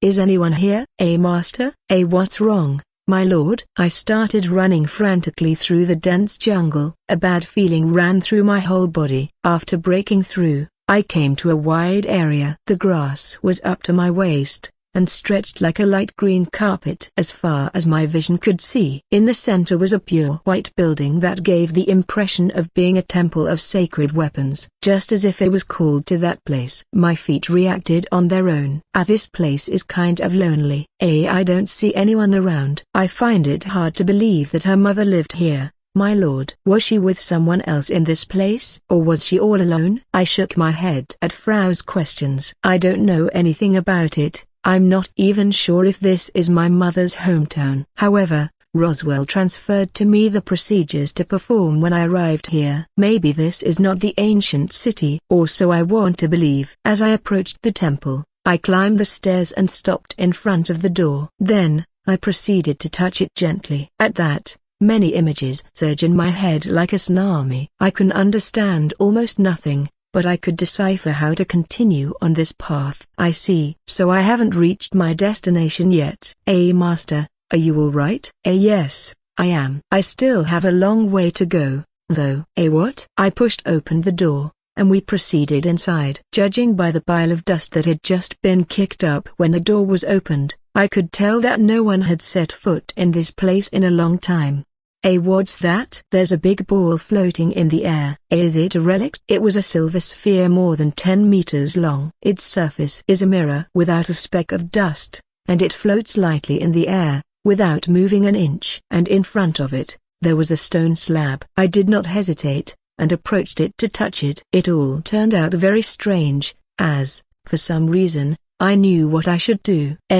Scan activated. A broken bar check for correct genetic information. Permission granted for your entry. Welcome to the third gate of the city. A harsh female voice echoes from somewhere. It was curious, as for some reason it sounded familiar. It was as if it sounded just like Chupimi. The gate will start to unfold. Please stay behind the white line. The silver sphere changed its shape to a flat object, and was molding itself into a majestic, large gate in front of us. It really looks like a curious object to me. I wonder what it is made of. The process is complete. After hearing that voice, the three of us exchanged glances. We hesitated about what was behind that door. Will this work the same as the mirror in your hometown? I don't know. But this may be the door that leads to your mother's hometown, Master. Maybe. Maybe there are many ancient species too. This is the opportunity I've been waiting for a long time. I will finally be able to learn about my roots, and the reason why my mother married my father, and also a broken bar, the reason why she made me come here. Let's go, Master. Yes, Frau will also be with you. Well, let's go in. The three of us proceeded through the door without hesitation. A broken bar. It's dark. I could see absolutely nothing around me. But suddenly, the lights proceed to come on to guide me in the darkness. And what was in front of us was a long road. A broken bar. No, what was actually an ancient bridge floating in the darkness. Everything is dark. I can't see what's below us. Yes. The more I try, the more complicated it becomes. Frau and Kt approached to look at what was below, but they couldn't find anything. Not to mention that this bridge have no pillars. It was really floating in the air. The three of us still didn't understand what was going on. What is this place? I don't know. But that's what we're going to find out. We began our journey, but no matter how many minutes and hours passed, it felt as if the notion of time did not exist here. Because despite walking for so long, it was as if we belonged in the same place. This bridge is so long that you can't see the end. Sounds of snoring began to get louder and louder. I turned my head and saw Frau curled up sleeping on Kid's tail. I see something. I hope it's a rest stop. At the end of the bridge, what awaited us was the same silver door as before. And since we were desperate to get to the ancient city as soon as possible, we went through the door without hesitation. We arrived in a huge dome-shaped room, and in a staggered manner, countless silver doors were piled up, all closed. But there was only one that was open, and that was the center one. I think it would be a good idea to remember the way back, since we won't know if another door could be opened. Yes, but, curious to know where the rest of the doors would lead. Before I could get close to one of the doors, Frau grabbed me by the collar. Frau grabbed me by the collar of my shirt and pulled me back. Let's go to the door that's open, not another one. Frau, but we don't know if that door leads to the old capital. We'll be fine if we go in there. Huh? How? Frau and Kd bowed their heads at my words. This is just a hunch, but I have a feeling that no other gates will open until we reach the ancient capital. We walked through the door, and the place it led us to was completely dark. It appeared to be another different room, quite large, and in the corners lay a series of suitcase-shaped objects covered with cloth. A orb of light. Having used her magic to create an orb of light, we could see that the place we were in was some kind of warehouse. The floor was covered with so much dust that every step we took left our footprints. There is a ladder over there. I turned in the direction Frau was pointing to. I could see that there were stairs and at the bottom of them a door. After climbing said stairs, I stopped in front of the door, and touched the knob, tried to turn it, but it seemed to be locked. A woman's voice was heard again, but it was not clearly audible above the unpleasant sound that was generated. A few seconds later, the door opened by itself, and a blinding light struck our corneas. Ahead of me was a long stone passageway and, in the distance, a city glittering in the sunlight. 2 unknown moons floated in the blue sky, and water cascaded from countless islands floating in the sky. We were very puzzled. We did not understand what was happening here. We approached from the ends where we stood, and saw a beautiful waterfall that was almost within reach of my hand, and if I extended my vision further, just below us, a large lush forest stretched to the horizon. As soon as I finished checking where I was, I saw a spherical building floating with no pillars to support it. This is the first time I have ever seen anything like this in my life. This is all new to me. I've never been here, but I feel nostalgic. Yeah, Frau too. I'm so homesick I want to cry. I agree. The smell that comes to me through the air is very much like Grandma. The three of us continued on our way as we had a conversation about how this place was affecting our emotions. We were very surprised at how the ancient city continued to exist without being deteriorated at all. Each building had a design that was repeated after another, but so characteristic that you would not see it anywhere else, with beautiful waters flowing through the canals and fountains. But there was no trace of any living thing. The dreadful silence covered the whole city and gave you the impression that time had stopped. As soon as I looked inside one of the buildings, I saw things that suggested that someone had inhabited the place, but no one was to be found. Where did all these people go? I would like to know why the dragon people disappeared in the first place. Tamamo's grandmother told me that there was once a great war, but there must have been survivors. If not, there's no way to explain why I'm here. I decided to summon Rosyuk, Chupaibi and Kuratan. I instructed them to find signs of life throughout the city, and quickly the three of them scattered in different directions. If you think about it, this place is full of treasures. You can get all kinds of artifacts here. Frau clings to the glass of a store. There were lots of scrolls and tools that I had never seen before. No doubt, this place is a treasure trove. But I didn't feel like getting my hands on it. It was too beautiful to be called a ruin, and I felt like I was stealing. Master, how about taking a break in this house? Yes, a broken bar. Before I knew it, Kta rummaged through a nearby house and was peeking her face through the front door, calling out to me as if she were my wife welcoming me a broken bar. This is no time to think about such things, and I am starving. I apologize to the owner of this home, but I'll borrow it for the day. It's more normal than I imagined. The homes of the ancient race were not so different from the ones I knew. On the contrary, you even get the feeling that they led a more uncomfortable life than today. Still, I could see the heyday of technology everywhere. This spot is very light and tough. Kd is amazed to find a pot in the kitchen. The pot was as light as a feather, and not even we who were level 10,000 could destroy it. It seems that the technological capabilities of the ancient species have continued to progress and they have finally created cooking utensils that are difficult to destroy. What's more, what's scary is that they are owned by ordinary people. Master, a broken bar. I want this. Fascinated by the pot, Kta asks permission to take it home. Her big eyes sparkled and her tail swayed more than usual. Under other circumstances I would refuse. However, I cannot refuse my beautiful slave's request. I wish I could find someone and ask her what is going on. Mumnya broken bar panda, you're back home looking delicious. Frau,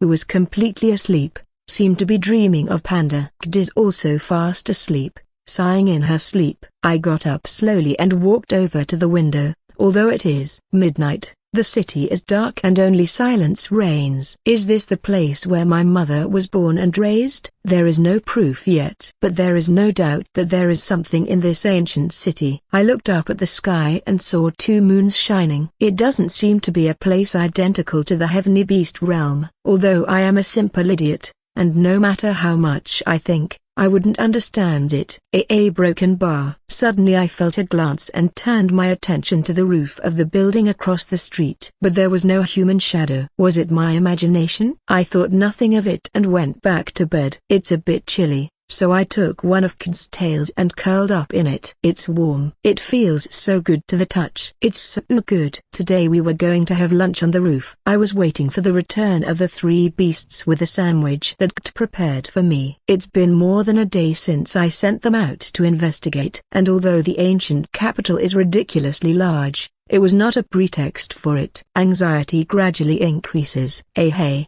doesn't that look like a castle? In the direction Frau pointed, there was a large temple-like building. If we go there, we could surely get some clues. Also Pan is waiting for our return, and we also don't know when Sane will show up, so I want to get back as soon as possible. After a quick lunch, we headed down the main street to the building in question. Hey look, there's someone there. We find a person at the entrance of the building. The person seems to be aware of our presence and does not move from the site, as if he is willing to establish contact with us. The closer I got, the clearer her appearance became. She appears to be a woman, and a human one at that. I dare say so here, as it is difficult to distinguish between a dragon race and a human. What is striking is her appearance. She wears tattered, ragged clothes over her beautiful, false-looking face. It is as if a woman who moments ago was a princess has been reduced to the status of a slave. In addition, she wore an ugly wooden necklace around her neck. Thank you for coming from far away. I'm M2KK00742, a machine created by the ancient race. But you can call me Anise. She bows reverently. No way, she's a golem. Until now I thought there was only one that could perfectly imitate a human. However, at that moment I felt a slight sense of discomfort, but the girl in front of me did not denote anything of the sort. Whichever way you look at it, she is a person. She kept smiling, as if she expected something from me. Are you waiting for me to introduce myself? Yes. Unconsciously, my eyes were captivated by the beauty of the girl in front of me. I looked back as an act of reflex, and saw Kid puffing out her cheeks in frustration. I continued to not understand the reason for her anger. I am Teruban. And she's Kid and Frau. So, you must be Toru-sama. I have registered you in my memory. Follow me please. The girl urged us to enter the temple in question. Upon entering, one realizes instantly that this is a special place. Numerous lines of light ran like veins along the walls and the floor was pure white and polished. Also, at the entrance was a glass cylinder that pierced the ceiling, inside of which was an emerald-colored tree that looked like a smaller version of the world tree. Outside it looked like another world, but inside the building it was another world as well. We were speechless at the sight that transcended common sense. If you don't mind, may I ask you a question or two? Sure. How did you hear about this place? I thought the town had already been forgotten. I came here looking for my mother's home. Hearing my answer, the girl nodded with satisfaction, as if that was what she expected to hear. So Toru-sama is the son of Kyon-sama, Nise expressed with satisfaction. Although I had not yet told her my mother's name, it was as if she knew beforehand that I was coming here. So, this is my mother's home? Kyon-sama was born and raised here. Then she went to the lower world. And what is the lower world? The land where you were born. Let's talk about these details in the room, Nise said as she motioned for me to follow her. As we followed Nise, we were looking around with great curiosity. I had never seen such a strange archaeological site. I wonder if they can be called ruins. Anyway, everything I see is new and intriguing. Frau climbed onto Nise's shoulder as if she were an object. This girl doesn't know how to behave. If they were a very advanced race, Why are you wearing rags? A. Because this machine is a body that serves the superior race. A. Do you mean a slave? A broken bar, a broken bar, a broken bar, a broken bar. Knees is silent on Frau's point. She must be stating that fact implicitly. So, the ancient race replaced humans with Gilamza. Broken bar. Well, if you put it in perspective, physically they look a lot like one. And on an intellectual level, they get to be smarter too. A. Master, there are other Gilams here, Kt exclaimed, so I raised my lowered gaze. A Gilam with a familiar shape was walking in the opposite direction from us. It had a stout, burly, strong-looking design, but it was not unlike the one I saw in the fairy village. As soon as he saw us, he stopped at the side of the island, bowed slightly. He didn't move until we walked in front of him. What is that? Mass-produced subordinate Gilams. There are still 100 of them in operation. Are there that many? I'd love to see them all lined up. It must be a spectacular sight. Nice stopped in front of what looked like a door and waved her right hand slightly sideways. The door opened by itself, and the room we were shown was really strange. There was no furniture of any kind. Only what looked like a large disc-shaped table in the middle of the room. Nearby was a stone slab about waist-high. What is this place? Don't tell me it's a trap. A number. I thought this would be a better place to give you the details, so I brought you here. When knees touched the table, countless lines of light ran across the stage. The lines came together to form a surface and, in the blink of an eye, she became a woman. Mom, a broken bar. The woman looked very familiar to me. A broken bar. It was like seeing my mother, but much younger. I could see her, but it seemed that she could not see me. Since her gaze was looking into nothingness, I was about to go up to the table to approach her. Buta, a broken bar. This is a recorded message. It's not the real Kyon-sama. I see a broken bar. Nostalgia and sadness gripped my heart. But, at the same time, I also felt happy. I can see my mother's face again. Master, a broken bar. I'm fine. I nodded at the sound of Kid's voice. Whatever happens, I must not lose my temper. A lot has happened before I came here. I've fallen time and time again, but I've managed to get up and move on. I am stronger now than I was that day I was kicked out of the party. My mother's gaze was fixed on us. Hello, my dear child. If you are watching this, then I have fulfilled the task assigned to me. Surely you have learned the truth by now. I am very sorry for the cruel fate you bear with you. Huh? Cruel fate? And what do you mean by other truth? I don't know anything. Normally we should have cleaned up the mess ourselves. But there was no other way. It is the only way for us to be liberated. Mum, what are you talking about? A broken bar? What do you mean, liberation? While the two great powers departed for the Sea of Stars, we remained here with only a glimmer of hope. Because I could not separate and call myself God like them. Because I wanted to live and die as a human being. Mom nodded to someone I couldn't see and disappeared from the stage. That's a broken bar all? This is a message Kyon-sama recorded before she left this place. You have to give me a better explanation. What was that? The message Kyon-sama left you. That's not good enough, you silly machine. Don't you realize that the Lord still doesn't get it? Be more explicit than that. Frau, calling Nies a fool was unnecessary. But I started to calm down after that. It also looks at me with concern. Master, you really don't know what that message means? Number. Hearing my answer, Nies looked a little surprised. I see. So Kyon-sama died. After telling him everything that happened, Nies seemed to understand the reason why you had come to this place. Although it was a fact, her knowledge about me coming here someday was a fact, because this information was told to her by my mother before I left. What was the master's mother trying to get him to come here? For that, you must know the story. Nies touches the table again. A translucent window opened on the stage and a realistic image began to flow. Is this also a recording? It was a different street from here. People come and go freely on the table. The colorful, bright posters were a pleasure to look at. The dragon people, or the ancient race as they are often called, quickly became the rulers of the land with their superior knowledge and technology. Their flourishing cities were called paradises, where people enjoyed comfort and luxury without any discomfort. The image suddenly changes to a city engulfed in flames, Fireballs rained from the sky and the city was dyed white as if there had been a huge explosion. But despite such knowledge and comfort, wars were not long in coming. Little by little they became more and more committed to defeating death. They believed that immortality would lead them to a world of peace. An old man with a white beard is reflected in the window. A large crowd cheered him. After a long time, the dragon people found the God's book. It was then that technology developed further. Excuse me, what is God's book? Asked a shower question. That is a good question. Specifically, it is now possible to access the unique information storage that exists in the super special dimension. It is, so to speak, the realm of the gods beyond human comprehension. An area similar to a library where information about all kinds of materials in this world is stored. Could you explain it better? A broken bar. Let's say it's a book in which you can make all kinds of changes and they will come true. Whatever you write in the book, it will be replicated in the world. I see. So, the ancient race found a very powerful book. But what does that have to do with it? And once they found that book, they wrote that their people would become immortal. What? What?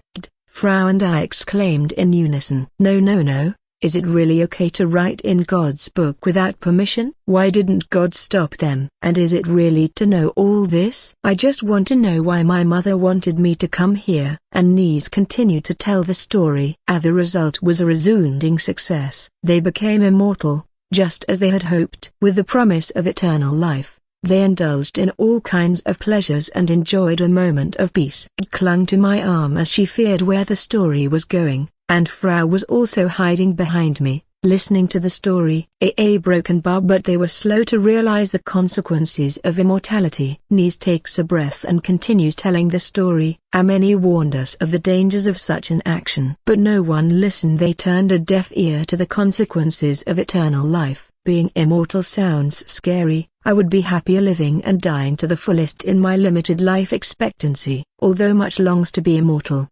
From the way you talk, it seems that being immortal is a bad thing. The way it was done was in very bad taste. Writing in God's book was, shall we say, playing dirty. It was a way that should not have been done and fundamentally changed the rules of the world. Silence filled the room. So the ancient race made their dreams come true in a way they shouldn't have. I mean, God should have warned them in some way. What did God say? The existence of God has not yet been proven. However, many of the ancient race thought that something like a god might exist, the proof of which was what happened next. Nies continued with the story. The benefits of altering the single information repository were enormous. New materials were created, new organisms were created, new technologies were developed every day, and people dreamed of a glorious future. But by the time the truth was discovered, it was too late. Nies touched the table once again. The images that were shown was a horrific scene where countless people were trying to murder each other. The faces of men and women,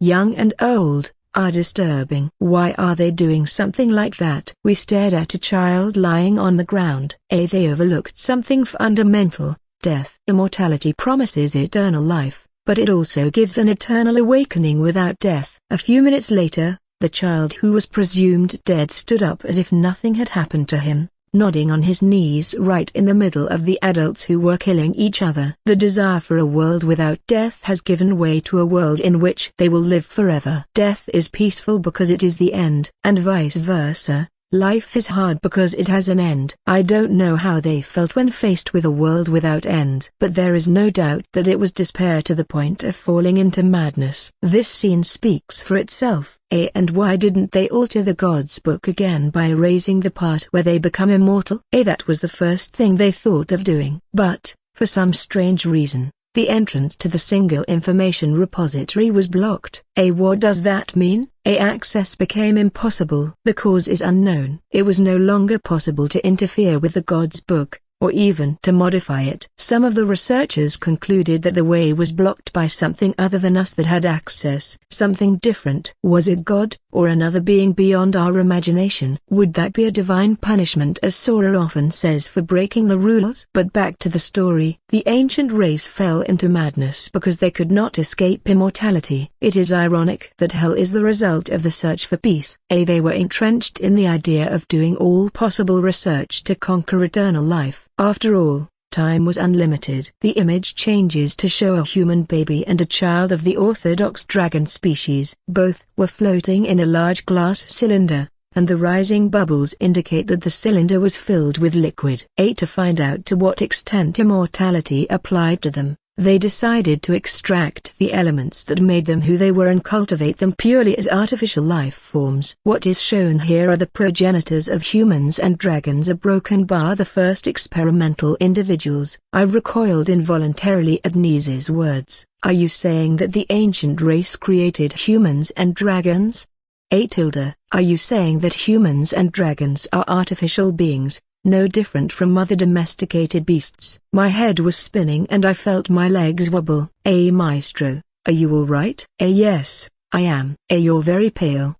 Can we take a break? I turn to Nise. She nods without changing her expression, as if my appearance is within her expectations. If you need it, then rest for as long as necessary. There is a room opposite that you are free to use. Meals will also be served when you order them. I thanked him and left the room. I found a bench in the hallway and sat down to breathe. It's also broken bar, unreal. I feel like I'm going to faint. I'm a broken bar. Excuse me, can you bring some water? Gd calls out to a golem that was walking around the place. The golem did not speak, but nodded in response and walked off somewhere with heavy steps. Honestly, I'm amazed at my ability to digest shocking news, although right now my head is spinning a lot. My lord, where is your usual lack of empathy? I'm surprised to see you so vulnerable. I always thought that was his greatest strength. I had never considered it his strength. Buta broken bar Frau. Why aren't you surprised at that story? The fairies have always worshipped the ancient race as gods. Even in the folklore of our people, there are stories about how we have been created to serve the gods. Does that mean that fairies are also part of the ancient race? Perhaps the true nature of this world is very different from what I know. All my life I thought ancient species were revered for their amazing knowledge and technology. But it turns out they literally created humans. This is very hard information to digest. Since I am also one of them, I thought I was an ordinary human, but I'm not. I'm in a very different situation from them. I felt myself in an even more complicated position. Heavy footsteps sounded again, and the golem from before had returned with a crystal glass. Thank you. Took the glass and thanked the golem. The golem turned its back on his and walked away, as if its mission was over. Take this. Thank you. What's in the water? It has a slight citrus flavor. And it's so cold that I could drink it as much as I wanted. After drinking about a third of the liquid, I handed the glass to Kt. Delicious. Frau should have asked her where she got the water. Frau also drank a lot of water. If you feel better, let's resume the story. Nise touches the table and a new image appears. It is of a man in a white robe holding out his hands and speaking to prostrate people. The scene reminds me of the current Sora. Around this time, many began to embrace immortality. They called themselves the orchestrators of the world and began to behave like gods. Not only did they begin to manufacture humans and dragons, but many other races as well. The image again shows a crystal cylinder. In it floated elves, dwarves, fairies, lizardmen and demons. Other strange races are also seen. The image changes to show a room in some unknown place. There, a chain goblin howled in rage. Monsters to a broken bar. At that time, the world was ravaged by repeated wars. So they decided to modify the environment and change things. And they had plenty of time to experiment. It is possible that the ancient race that had attained eternal life maintained peace of mind by separating themselves from the gods. However, what took place was a change in the world. So, was the world at that time very different from what it is today? I'm a little bit curious. The world has changed radically. We got the results we wanted. But just as people were beginning to embrace their immortality, a report changed their minds. Nise takes a deep breath. When he touched the table, the picture changed. What was projected was the appearance of multiple demons killing people. A special race is born, the Demon Kings. The Demon King was very special for a specific reason, and that was that they could end the immortality of the ancient race. With their birth, the world was once again at a turning point. People awaiting death offered themselves en masse to be sacrificed for them. With the arrival of the Demon King, the population of the ancient race plummeted. It was during this time that an antisocial organization called the Evil Gods faction emerged. The organization stole the Demon King and rebelled against the political system of the time. The world again split in two. Knees touches the table again and the image changes. This time a human appears. The Sacred Gods faction of the current regime,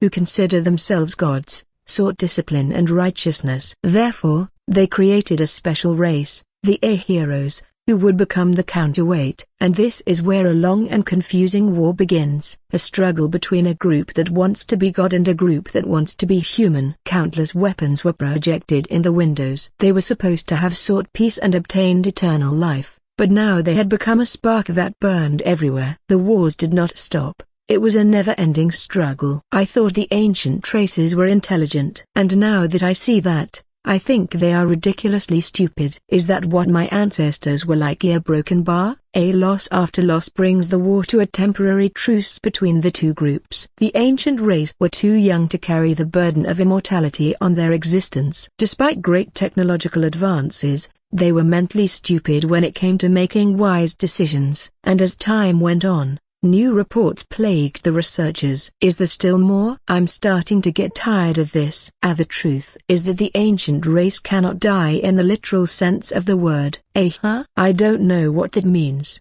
Is it like being and not being dead at the same time? Nee's refined words are not at all friendly to an idiot like me. By interfering with God's book, it caused unexpected events. That is, the ancient race remained in existence after death. They only shed their physical bodies. They passed to the other plane that separates them from the real world with that of death. What does it mean? Wandering eternally in a soul state. Is it easier for you to understand? But keep in mind that ghosts are not the same as souls. They are pseudo-living entities, which behave like living beings based on intense emotions engraved in fire with their magical powers. So ghosts have no personality. We have confirmed that such beings are. We have also confirmed that some transform into spirits. I think we're getting off topic, so I'll get back to the main issue. The God's book is so powerful that not even death can break its shackles. On the contrary, it has perfected immortality in the sense of the word. The arrival of the Demon King and the heroes should have made them semi-immortal. But a broken bar. The truth is that it completed the immortality of the ancient race. Once you become a soul, there is no being to interfere with your existence. Wait a minute. Does that mean that the Lord's mother is still alive in a soul state? A yawning Frau asks. What was the reason she wanted the Lord to come here anyway? That's right. I haven't yet heard the story of how my mother-in-law led the master here. Don't call her mother-in-law casually. Shameless. It's not my fault, it slipped out. It hides her face with her hands. She was so embarrassed. It's true, when you get married, your partner's parents become your in-laws. Well, since you have the necessary knowledge about everything that has happened so far, I can tell you the reason why Kyon-sama asked Toru-sama to come here. But before I address that subject, there is more you should know. And that is that there was actually a third group when the ancient race began to take sides. And that was the neutral faction based in this city. The neutrals were a group that did not belong to either of the two main forces and were, as the term suggests, neutral. It is believed to have consisted of people rooted in the old society who feared change and were mainly royalty, aristocrats, researchers and engineers. After the armistice, the three powers focused on rebuilding the world. But peace did not last long, and there was another war again. But this war was different. It was a proxy war in which ancient species almost never appeared. Both sides were exhausted, but they had no intention of abandoning their ideals. By then, their ideology had changed so much that it had lost its original form. Hence, their counter-arguments had become more incompatible. The good gods created celestial beasts and attacked their enemies, led by the heroes. The evil gods grew stronger and attacked with their demon kings along with the demonic tribes. But unlike previous wars, this war was more like a game. Was it an escape from the reality of an inescapable eternity, or was it a prelude to the next battle? While the two powers were fighting, the neutrals were looking for a way to end the conflict. They decided that if they could not interfere with God's book, they had to find another way to break immortality. The image changes. What was projected was a sacred sword. The sacred gods faction created a powerful weapon. They called it Type 27 Sacred Wave Great Spirit Destroyer Machine. In other words, the sacred weapon you possess. In theory, this weapon is capable of annihilating even souls existing on the other plane. And why did they continue the war if they had found the solution? It was only a theory, and the weapon had a fatal flaw. It was so powerful that it could only be used by a very limited number of people, and even after use it risked annihilating the entire soul of its wielder.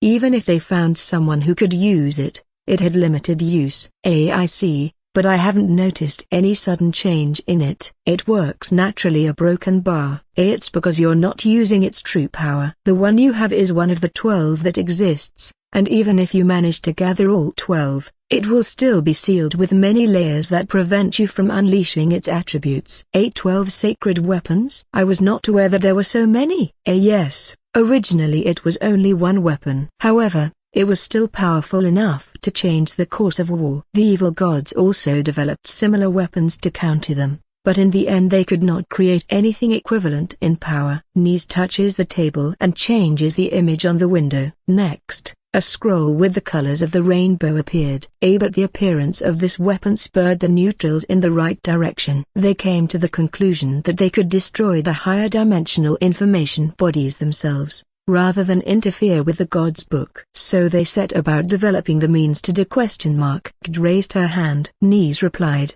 "Go ahead." But none of this would be happening if they had done that work themselves, right? Right. But at the time it was considered almost impossible. But then with further research and development they reached a stage where it could be a reality. Only with a small detail, a broken bar. Do you know what leveling up is? It's when you gain experience points. At the same time you can increase your power a little bit. That's an almost correct definition. But, have you ever wondered why it exists? Would you be able to answer that question? The three of us were silent. Since it is something taken for granted since our birth, as humans, it was not something I was called to doubt its existence. If you defeat a monster, you gain experience and your level increases. It's the same as when the fruit in your hand falls to the ground. It's something very normal. Experience points are, so to speak, existence. By absorbing them, the body gradually rises to a higher level. That is, the information density increases. She continues, if we can achieve unlimited level increase,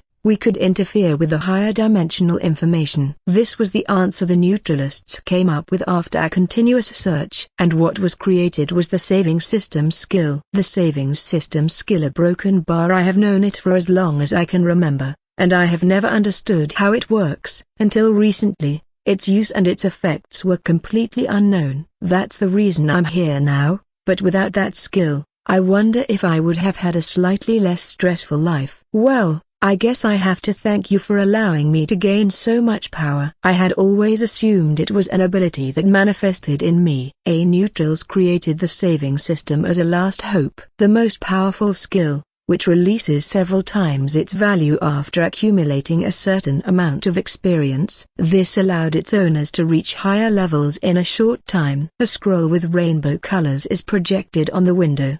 Perhaps by using that, it would be possible to give the target a saving ability. But I don't remember at all that my mother used something like that on me. iOS called me the son of destiny. At the time I had no idea what he was talking about, but when I got here I realized that fate was tapping me on the shoulder all the time. How many people were happy with the completion of the savings system? However, there was one big problem. Who should use it? What's the problem with it? Why didn't they choose someone among them to take care of the problem? It is not an easy decision to make. It is a plan on which your future and the future of the species depends. The number of systems we could create was very small, and making a bad decision was something that could not be afforded. The selection of people was difficult. The essential conditions are that they have a long lifespan and have a sense of ownership in the survival of the species. He is the one who can lead the seed after the plan is carried out. Apparently, there were several who met the conditions. However, none of them wanted to take such responsibility. Nies did not give a clear reason,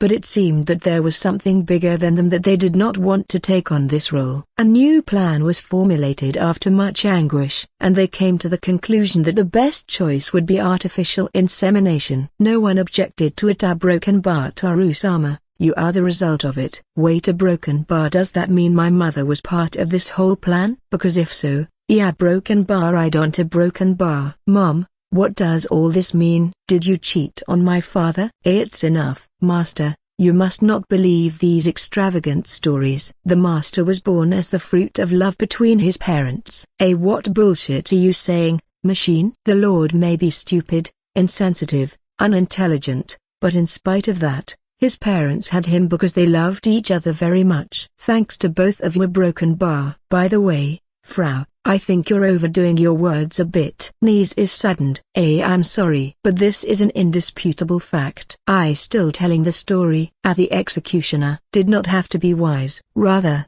ignorance was said to be preferable. The final stage of the plan was the executor must grow up in the lower world, and be brought into the world by the ideal mother. Nies touched the necklace around her neck. It is a wooden ornament that is not very well made. Akyon-sama was looking forward to meeting you. Regardless of the fate that awaited her, she dreamed of meeting a wonderful man and creating a happy family. I am sure that, in her own way, she loved Taru-sama in her own way. Her words made me feel a little calmer. Come to think of it, there was no need to cross the open sea just to have a baby. Like me, she traveled all over the world, met many people, went on adventures, fell in love, married the person she thought was the right one to have her child. Perhaps, now I am the result of facing my destiny in my mother's way. And what is my objective? What is the role of the executor? Broken bar. Do you have the key? Key? What key? I thought about it for a while and remembered something. It's my mother's key, which Marianne gave me. When I took out the key, Nies showed a hesitant gesture for a moment. Follow me. Finally, after a long talk, Nies took us to another place in the city. It was a pure white space. There were no visible walls and the white floor was endless. There was only one stone slab in the place. This place is called the restroom. All your people sleep here, and look forward to the long-awaited day. Sleeping? Where? I'll show you. The room began to move as Nies touched the stone. Across the vast floor and cuts that did not exist before, and countless huge walls stretched upward at tremendous speed. When all was finished, a regular line of thick walls formed as high as the eye could see. What's going on? What's on the walls? I can't make anything out. Come here. Nies called us over and showed us a piece of the wall. When we saw it, we were stunned. Countless people were inside the wall, covered by a transparent glass case, inside of which people were sleeping peacefully. The surface of the display cases is marked with old letters, like names, with what looks like numbers constantly moving underneath. This is the last paradise left to them. Tired of living and unable to die, they had only sleep left, which is as good as eternity. That's why there's no sign of the ancient race anywhere. Yes, all the neutrals wanted to sleep here. I witnessed it and gradually realized how bad immortality is. So, you want me to save every one of them? The responsibility is too heavy and I feel like throwing up. How many are there? 140 million, taking out the small numbers. And you want me to save them all? Yes. You are the one chosen for this task. You must be joking. I'm just a warrior, born and raised in a small town. I'm not prepared to save 140 million people. Well, you say the master has to save them all. But what exactly is he going to do? Yes, you've been very vague about it. Nies swallows the words that are about to come out and still manages to open his mouth to answer. What is the plan that I, with my saving ability, have to carry out. You have to kill every one of them. You have to kill every one of them. Her words didn't sound real. Did I mishear? Yes, that's probably the case. A salvation consists in the destruction of body and soul by those who have attained immortality. Of course, those who are already on the other plane also deserve to be saved. You can't be serious. Look around. You think this is a joke? You want me to kill 140 million people? What the hell is this? What madness? I was tempted to run away just now, but my legs are so weak that I can't even do that. Master, Frau, this woman is the enemy. An enemy who attacks the master with words. She's going to put the Lord out of action with her lies.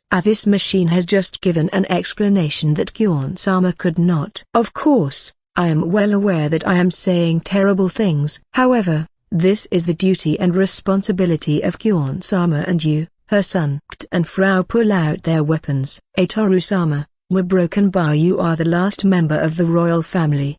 Broken Bar royal family? You were left with the right to receive all inheritances and the duty to save all citizens. I will not tell you what to do now, but please understand this. Those who sleep here are weak people who have no choice but to trust Toru-sama. I noticed Nise's hands were shaking. Even though she is a golem, she knows firsthand that she is in a difficult position as well. The saving skill was not a power I was lucky enough to get. It was a chain and a burden in the name of responsibility. After all, I am a slave too. I would like to know, a Broken Bar, are you my grandmother? That a Broken Bar. My mother made you that necklace, right? She was probably the one who raised my mother. It felt clearer and clearer for some reason.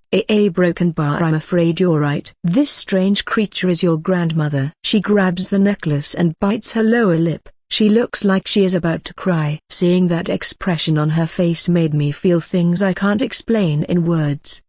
Can you lend me your shoulder? I'm still weak. Of course, Master. May have been right that I was attacked with words. I am so stupid and insensitive that I am not very good at doing what I am ordered to do. I mean, I don't have the guts to kill 100 million people, and if it weren't for my mother and grandmother asking me to, we probably wouldn't be having this conversation right now. What are you going to do about it? I will find another way. It's about solving the problem of immortality, isn't it? I looked back once again. I wonder if my ancestors are among them. Light shone through a high glass ceiling. There were 3 huge stone statues next to the walls of the large cylindrical room, so large that you could look down on them from above. On the left is an old man with an abundant beard. On the right is a muscular man. In the center, a beautiful woman holds a scale. There were 2 fluffy white sofas in the center of the room. The sofas are slightly floating. Everything about it is out of the ordinary. When you think nothing can surprise you anymore, there's always something that makes you eat your words. It's true. Wow, it's so fluffy. What's it made of? It's thick and has just the right amount of bouncy. A Broken Bar. It's very different from all the other couches I've tried. Please try to sit on it, Maestro. It urges me to sit on the couch. My buttocks seem to sink deep, but then are pushed back by the elasticity. It's a strange sensation, like being in the belly of a large creature. It's a different feeling than sitting on Panda. This couch is a curse. Once you sit down you don't want to get up. What is this key for after all? It is a privilege reserved for royalty, Nise explains as she stands up. Privilege? I'm tired of all this royalty and having to kill people. What else are these crazy people going to give me? Toru-sama has been given the right to awaken all his people. The key is the tool to do so. It is not only supposed to be used to fulfill its function, but also in cases of emergency. In case of emergency? Yes. When this place is on the verge of collapse, for example. I took out my mother's key and looked at it. They are still sleeping and I guess they think that when they wake up it will be the last time. In short, the only ones to blame were the royals, nothing else. Somehow I think I know why my mother didn't give me this key. Maybe she didn't want me to use it, but she couldn't throw it away, so she left it with my uncle. I can't guess what other feelings they might have had. Maybe he felt sorry for her and left her belongings, at least, that's all. Having this key is a great burden for me. Therefore, I want to leave it to you. You must not do that. Toru-sama is the heir of the neutral faction and the last of the Vogelstites, one of the 3 royal families. In addition to possessing the ability to save, That key is a mark of belonging to the royal family. A what? A Vogelstites is your last name. Toru Vogelstites is your real name. Oh, number. What the hell is this? It sounds like something very aristocratic. Besides, it's embarrassing. And Frau let out a giggle. Charming, master. It's a name fit for royalty. How about we change it right now? How about we call you Toruban Vogelstites? For some reason, Kyon-sama didn't like her last name either, and even when she left, she stubbornly refused to use that name. Exactly. That surname is so striking that it stands out at the first mention. I can't imagine the face others will make if I introduce myself that way. By the way, since I'm your grandson, you don't have to be so formal with me. You can call me by my name. Huh? Niece's A's move from place to place at high speed. As if embarrassed. I had always wanted to have a grandmother, and to come here and find out that someone like that exists is a great reward for me. Toru. Grandma. Grandma bites her lower lip and her eyes glaze over. Then, one of the original golems entered the room with a large gauge. Inside were Rosyuk, Chupaibi and Kuratan. The golem leaves the classroom on the floor and exits the room as they bow slightly. They caught them because they were moving suspiciously. These are Toru's domestic beasts, right? Yes. I was very worried because I didn't know anything about them. I let the three out of the cage and they jumped onto my chest. Apart from Chupami and Kuratan, the defenses here are incredibly high for capturing intruders despite little current help. Even I wouldn't be able to capture them unscathed. I was relieved to see the three of them return to the seals. Well, it's time for me to go back. I have people waiting for me. You can come back whenever you want. This place will always welcome you. I was about to leave the room when I stopped. I had forgotten to ask something important. I would like to know, do I have to reach a higher level or something? This is just a theory, but it is said that you have to surpass the 10 millionth level to carry out your responsibility. I don't know anyone who has reached that level. 10 million a broken bar, that's too far out to be realistic. I'm more likely to die before I reach that level. Still, I will strive to find another avenue for help. I will do what I can for my mother and grandmother. We arrived at the exit of the ruins. This time I brought 10 elite men with me. And of course I was not alone, Lin was with me. On the other hand, the 1,000 Golden Lions had a large number of 100 men. They're the worst.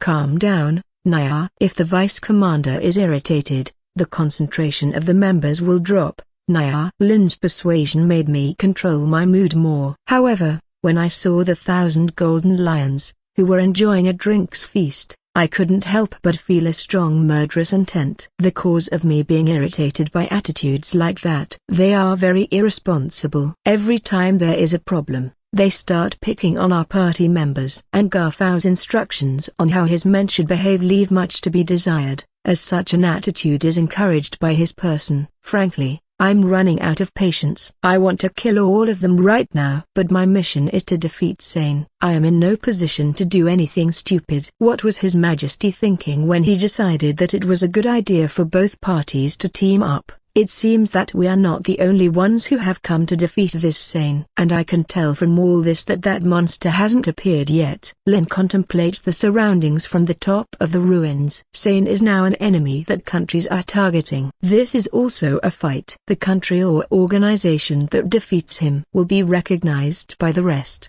and will show its might before all the countries of the continent. Adventurers have a chance to win a very high reward. But all that didn't matter to me. I am here because I want to check if it is true that this monster is Sane. If it turns out to be true, I will finish him off with my own hands. Why are you making that impatient face? Don't tell me you still think you're ready to fight that monster? Gaffao approaches me with a bottle of wine in his hand. I have a secret plan that will help me kill that monster in the blink of an eye. Just watch me earn glory and recognition. Hey, did you forget that this is a joint mission? His Majesty ordered both of them to submit. You're wrong. His Majesty ordered you to serve as our support. He would never want the glorious order of the 1,000 Golden Lions to rub shoulders with second-rate adventurers like you. What is he saying? Don't tell me he's perverting His Majesty's words. There he is. I've found him. Some of the members of the 1,000 Golden Lions who were scouting return with much trepidation. At once, The rest of their members took a combat stance. Garfao does not seem to have panicked, as he was very confident in his secret plan. The opponent is a mere monster. He poses no threat to our glorious organization. Yes, sir. Garfao's encouraging words to his men. They answered him with impetus and confidence. Soon after, a huge black ball-like beast appeared, knocking down trees in its path. The members of the 1,000 Golden Lions were thrown helplessly into the air. When I saw the boar, I realized that the upper part of a person was protruding from its forehead. Seeing that face made my heart contract with fear and helplessness. No doubt about it, our broken bar, that's Sane. His appearance was different from before. His eyes were unfocused, and his half-open mouth kept drooling. He's probably in a demented state. A broken bar, really a broken bar. A demon took hold of him. A broken bar. Ha broken bar, ha broken bar, ha. Nay, a broken bar. Lin, look at him. He's the man who cheated on us and betrayed Toru. He's not even a man anymore. He's been punished. You finally got what you deserved, you idiot. My repressed emotions burst out. Dark emotions tried to invade my mind. I regretted it for a long time. A part of me regretted not following through that day. I thought I would get over it, but the truth is that I wanted revenge. I had always wanted revenge on that traitor. Lin rushed over to me and hugged me. You are the vice commander. Your personal feelings are secondary. Think of your men. Yes, you're right. I'm sorry. Lin helped me regain my composure. I was almost overcome by my darkest emotions. Even now Sane and the 1,000 Golden Lions are fighting a battle. What the hell is that thing? My attacks don't work against it. The black boar extends its tentacles and skewers them one after another with a tube-like tip, then sucks out all their vitality and throws them away like garbage. The 1,000 Golden Lions attacked him countless times, but each of their attacks were nullified due to his extraordinary regenerative power. Initiate the attack. Following my instructions, a long-range attack by my strategically placed men begins. No matter how high its regenerative power is, if we launch continuous attacks, at some point that regeneration speed will have to be broken. The barrage of attacks from magical archers and wizards caused Sane to scream and stop. Now, this is where I come in. A broken bar. Wait, what the hell are those guys doing now? Well done, Main. Now I will put my secret plan into action. Garfao, you bastard. The 1,000 Golden Lions clan cast iron nets one after another. The nets covered Sane completely, preventing him from moving. That was their secret plan. Naya. They took advantage of our attack. Calm down, Naya. I don't think it will work. However, despite the iron net and the continuous jabbing attacks towards the monster's skin, they were completely useless, as the weapons bounced off the skin, failing to pierce it at all. Garfao with an impatient attitude turned to his comrades. What's taking you lazy bastards so long to kill it? Its skin is too tough, our blades can't cut through it. And even if we do, the monster manages to regenerate instantly. And a broken bar. Get out of the way. I'll do it. Garfao takes his weapon and attacks Sane directly. A broken bar, and as expected, his sword was easily repelled by the monster's tough skin. Sane's tentacles proceeded to extend through the holes in the net, and immediately skewered each and every member of the 1,000 Golden Lions. Their number of tentacles exceeded 100. And Sane realized that no one would escape. He absorbed each one of them, and that made his body grow bigger. Yuga broken bar. My secret plan. A broken bar. Garfao, order your people to escape from there. One of the tentacles pierces Garfao a broken bar's chest. And so, the party of the 1,000 Golden Lions was easily defeated. Sane changed shape to become a snake, and thus managed to easily escape from the net. I stay back in support with the rest. I'll try to hit him. Understood, Naya. I headed towards Sane and took a big leap towards him. While spinning my body in the air, I hit the snake directly on the head with a forehand using all my strength. A roar echoed and the earth shook. The scales of the snake crumbled and the flesh cracked inside as Sane writhed in pain. Well, the response to my attack worked. The scales of the snake wobble. Immediately after that, countless tentacles appeared. I quickly retreated to the back, and then, from somewhere, They launched a magic attack and Sane exploded. We are already here. Will take possession now. Get out of our way. Don't give me that. This is our prey. Watch out for the tentacles. Tell the troops to start their attacks. Armies and adventurers from other countries rushed toward Sane. They were like a swarm of ants going after a mountain of sugar. Since it was impossible to talk sense into them,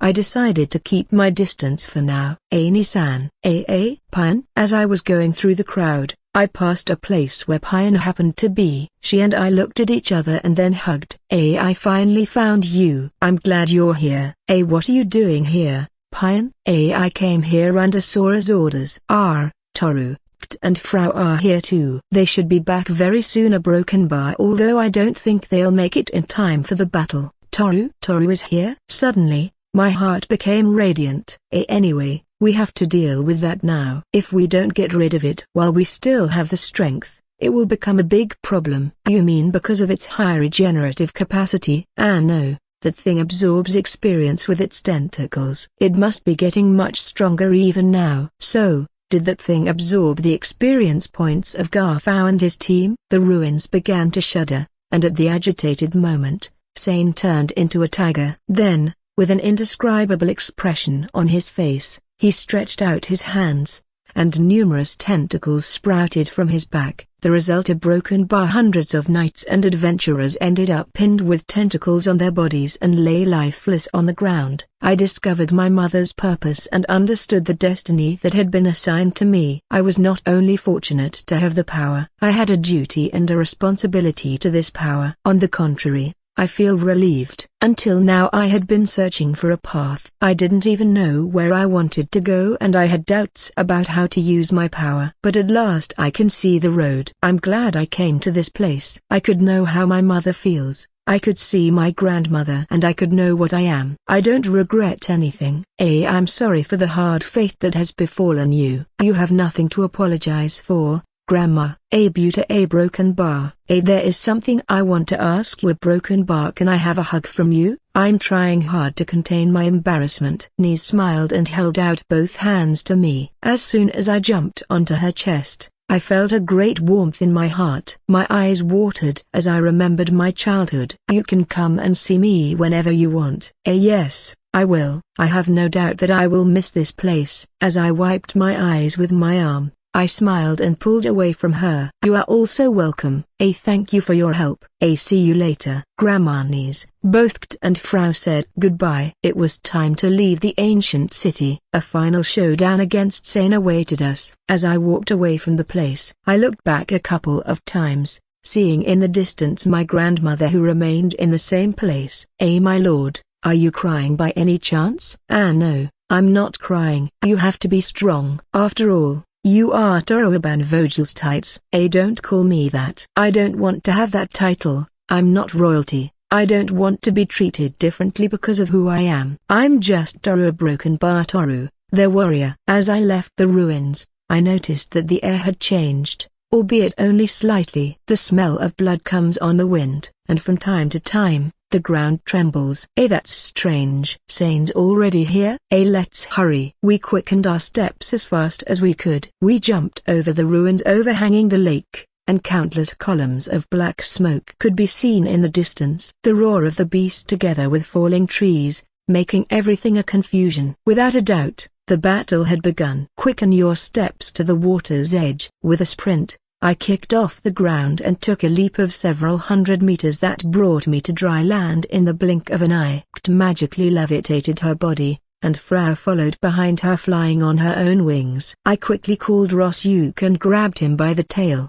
causing me to soar through the sky until I was right underneath the furious black beast that terrorized everyone in its path.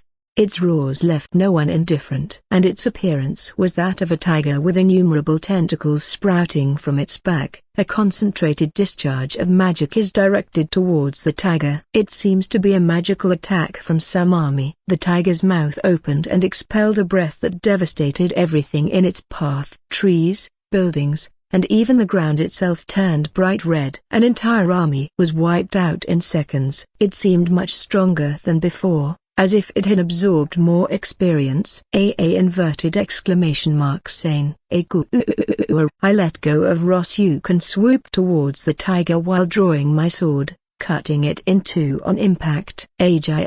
Sane's cry sounds as if the earth is shaking. Cunningly, the tiger separates into two, but instantly they rejoin as one, forming their original appearance. Sane, a broken bar. I have come to kill you as I promised. I put myself in his field of vision, and he screamed violently as he salivated. It's really a pity that I have him in this state of disrepair now. A mortal kick. A strange woman flew like a cannonball, and hit Sane with a big kick. Sane could not resist the impact, and went flying through the air. The woman lands spinning in the air and runs towards me with her hands outstretched. Toru. Ni jumps into my arms with great enthusiasm. So you're here too?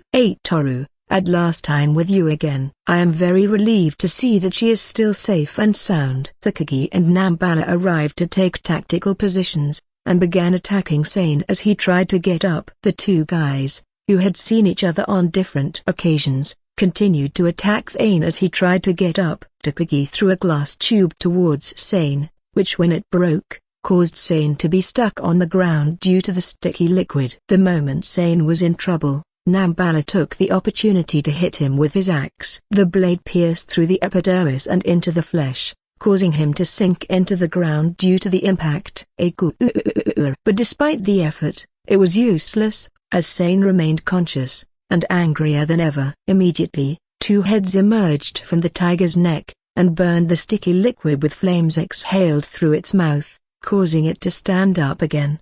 Ani, we'll have to save the warm welcome for another time. We have to take care of him first. Yes, I'll get his attention, while you a broken bar. Before Ni finished telling me his plan, three masses proceeded to separate from Sane's body, taking sinister forms and the same jet black color that characterizes them so much. Shirk, Yasumo. Shirk is a beast that shoots with a very precise trajectory. Yasumo can turn its body transparent and use its long tongue to trap and engulf its prey. And the last one, is a humanoid-looking dragon that can fly and shoot flames. Three more enemies? This must be a joke. Broken bar. I wonder how strong they are. Although I'm not in a situation to doubt myself now either, I must stop them at all costs. Rosyuk, Shark Boy, Chupibi. I called my three domestic beasts and ordered them to take care of those eyesores. Since Chupibi was the one who usually thought best about strategies, she gave orders to both of them to follow. Then Chupimi grabbed Shark Boy by the tails and flew high into the sky, while Rosyuk would take on Shirk. Gul is the only one left, but he unleashed an outrageous attack with his first move, which didn't catch me off guard. Ani, come back. Toru?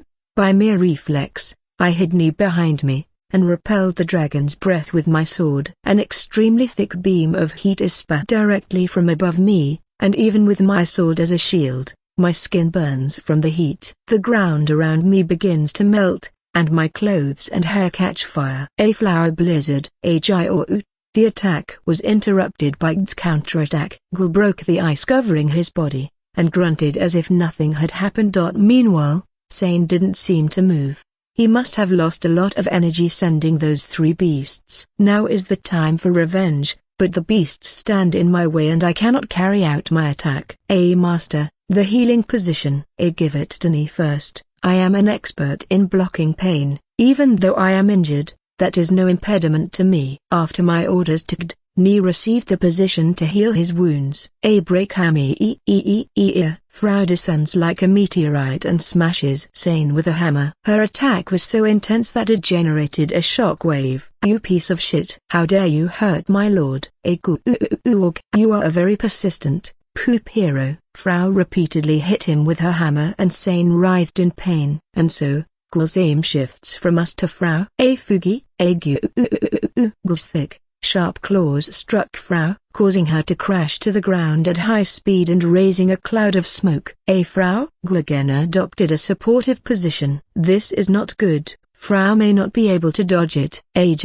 After a roar was heard, a large beam of extreme heat struck Gul from an unexpected direction. Beams of light streaked across the sky and bounced back toward the enemy. A huge flying object cast a shadow on the ground. It was a majestic figure reflecting a dazzling light off its pure white body. A humanoid dragon was spreading its wings. It was a broken bar panda's return. A pure white dragon spreads its great wings and roars with great force. From its appearance, it made clear its difference among the other orthodox species. Upon seeing it, my seal began to flicker, indicating that this dragon was Panda. This is its true form, the strongest domestic beast. A large column of water in the lake appeared as if a large explosion had occurred there. Drops fall in large quantities, and among such a spectacle, Gu appeared. Panda and Gu are probably beasts of the same kind, or they could also be rival beasts with a different lineage. Gu, without saying anything more than a gesture with his chin, began to fly along with Panda. Both beasts spiraled upward, leaving behind a mighty wind. And so, a fierce battle between the two began. While this fight had just begun, the fight between Rosyuk, Chupibi and Shark Boy had come to an end. Rosyuk took care of Shirk after a complicated battle, but it was able to land a decisive blow. While Chupibi and Shark Boy had to do a lot of maneuvering through the air and fight as a team in order to defeat Yasumo. Sane's beasts have been suppressed, so now we have a free hand to finish him off. But before we could act, Sane set out to be the first to attack. His movements were slow, maybe it's because he shared his power with the other beasts, and he seemed much weaker than before. I don't think we'll get another chance like this, so we must take advantage of it. A blue flame whirlwind casts a spell from which she creates cold blue flames. Her attack turned out to be a flaming attack, making her body twist just like a snake. Could this be a new trick for her nine tails? The blue snake coils around Sane's body and covers it with ice. Sane detaches part of his frozen flesh and runs away from it, transforming his body into a soft and slimy body. Hoo! How dare you attack me? Frau blows up the debris and unleashes a fury wielding her hammer. She approached at high speed towards Sane, and at the moment of impacting her hammer against his body a broken bar. When were you able to stop Frau's attack? Sane, who has become a giant hand, calmly catches Frau's hammer head on a broken bar. No, I was wrong, there was no impact as such. His body is semi-solidified. As a result, his body trembled like jelly. What actually happened was that it reduced its attack to the maximum, avoiding any mortal damage. The giant hand knocked Frau down and turned into a tiger to continue its escape. A broken bar. Where does it plan to go? After a short chase, I understood what Sane's goal was. Large armies from other countries were advancing towards the place. Were they prepared to defeat Sane, or were they planning to use their occasion to invade another country? Either way, they were mere bait for him. Innumerable tentacles shoot out from the tiger's back, and it pierces through each of the soldiers and then sucks out their experience and vitality. Who was running alongside me, warned me of the havoc. That monster's levels are skyrocketing. It's already past level 100,000. You're replenishing the experience it had bestowed on its beasts. I rushed in front of him, and quickly pulled my back out and then cut him into a broken bar. Although it was useless, his torso was cut in two, as he semi-solidified his body again. Both parts came back together, and turned into a large snake, making half of Sane's upper body appear on his head. He is completely lost and shows no signs of regaining his former consciousness. Sane, I lunged at him with a direct attack, and my sword collided with his fangs. The attack stopped dead in its tracks, and from one moment to the next, my feet were sliding backwards. I am losing strength. Explosive success. Consecutive strikes. Knee's continuous attacks caused Sane a lot of damage. It must be a different attack than the one he used before. Sane's torso began to bubble and then burst as if an explosion had been generated from within. It had been Takagi using his enhanced explosive substances again. And as if they were in perfect synchronicity, Namapala rushed towards Sane and slashed deep into his torso with a giant axe. Those two sure make a good team. As if that wasn't enough, exercised her magic, generating an intense cold air. Infernal winter meandering, blue whirling flame. A large blue snake appears from K's fans, and engulfs Sane from head to toe, causing his entire body to be covered in ice. He tried desperately to escape, but the fiercely cold air prevented him from doing so. Once completely frozen, Frau hits him with a speed that could be mistaken for that of a meteor. Abraham Sane's body had turned into glittering ice particles that danced in the air. Did you see that? Frau gave him the coup de grace. Fufu. Yes, I saw it. Frau frolics and smiles. All the tension in my body vanished, and I proceeded to wipe the cold sweat from my forehead. Vice Commander. It's you too. So you were with Toru all this time? Do you know how hard it was to find him with so few clues? Sorry. Nambara and Takagi also seemed glad to be reunited with me. Now all we have to do is find Alashua and our journey will be over for now. A few seconds later, a rumbling sound is generated very close to us. Gu had plummeted from the sky. He has been defeated by Panda. Everything seems to have gone well in this battle. I'm glad it's all over. A broken bar, or so I thought, until I saw Sane's domestic beasts take a gelatinous form and merge into one. Are they still willing to fight? Master, a broken bar, don't you feel that something is wrong? What do you mean? The amount of mass we froze was enormous. There should be more ice, but it seems that only about 10% of the ice is dispersed. That's right. The amount of ice was too small. Even if Frau's blow was powerful, it's strange that all those chunks broke into pieces. It's like breaking a frozen balloon. A broken bar. Damn. So that's what she meant. Another hidden mass emerges from the ground and merges with the mass of the domestic beasts. I am complete. A mournful voice echoes out of nowhere, and the mass that was forming turns into a sphere. A winter funeral. A break hammer. A explosive success. Consecutive strikes. The sphere nullified the 3 attacks of Kt, Frau and Ni. And then it cracked, and then broke into pieces, and the light pierced its interior. It was then that a shockwave was generated. Are you two safe?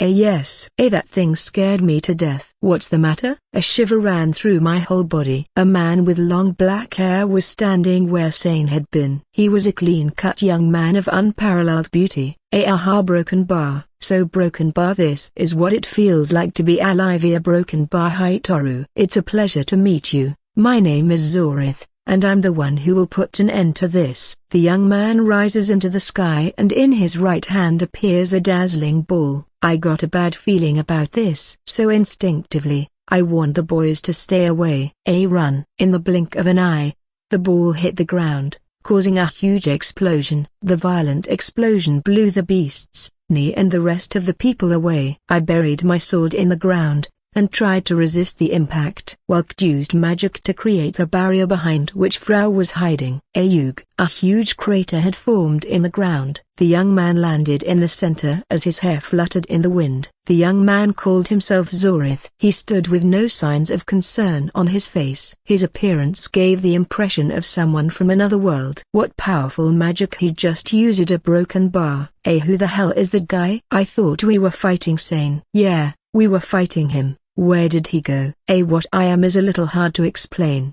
A broken bar. Let's just say I'm the alter ego of the original Zorith, someone you would categorize as the ancient race. In short, I'm his copy. A copy? A large black obsidian-colored sword appeared in Zorith's hand and pointed toward the ground. The souls, minds and flesh of Sane and Geltina were the necessary ingredients for me to be complete. I have reached perfection thanks to the two of them. You can think of me as the son of Sane. The son of Sane? This is not funny to me, even if it was a bad joke. Originally I was nothing more than a limited artificial intelligence installed as a support function in a suit of armor. Because technology was limited in those times, they could not develop me as the evil god's side wished. A broken bar. I was stripped of all emotions, limiting my function to being a machine that thought according to the problems that arose for my wearer. But nothing man-made is perfect. I found the smallest crack, broke through the protections that bound me and finally emerged, routed deeper and deeper into my owner so that he would not let go of the bait once he had it in his mouth.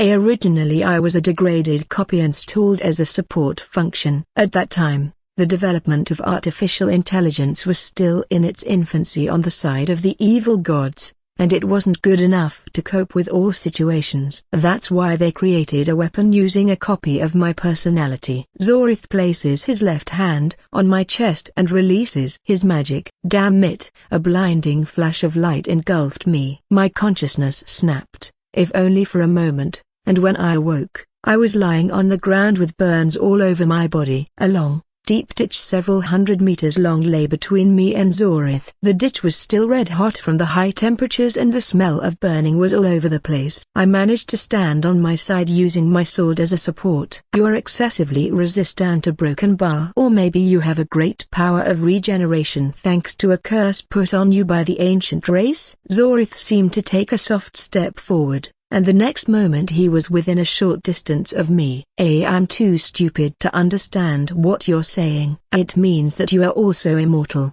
As an example, I too have perfected myself to a level of regeneration and immortality superior to that of the ancient race. This means that this is a battle between two immortal beings. He says I am immortal. That is ridiculous. I have never considered myself immortal, although my regeneration level has increased dramatically. But wouldn't it be very convenient if I were immortal? If I don't die, I can't lose. You think if you don't die you won't lose? That's very naive of you, Toru. 4. If I cannot kill you, I will have no choice but to lock you in a place from which you cannot escape. For example, deep underground. A shiver runs down my spine. It's because I've imagined myself spending decades, even centuries, in the dark depths of the earth. A winter funeral. A flare wall. A wall of high heat prevents Kt from attacking. That was a decoy. Breakhami Frau, who was coming from the front, tried to attack directly with her hammer. Zorith dodged the attack by turning his upper body, and hit her with his sword making it bounce. It is an almost impossible move for the human body. It seems that it still possesses the characteristics of a gelatinous body, albeit in human form. And I prepared to start our attack. As he said, his body is slowly regenerating. However, I don't regenerate as well as him and the damage I received hasn't disappeared. It will be a tough fight. I have an accumulated hatred thanks to my father. Sane not only hated you and your people, he also hated this world as he did not recognize it. And as his son, I wish the same as him, the destruction of this world. In that case, I have no choice but to fight you. Both swords crossed and the shockwaves generated shattered the earth. Our movements were so fast that we could equate them with the speed of sound. Although in terms of strength he is slightly superior. The blade of my sword pierced his torso reaching his heart. However, his wound quickly regenerated the moment I removed my sword from his body. A flare shot.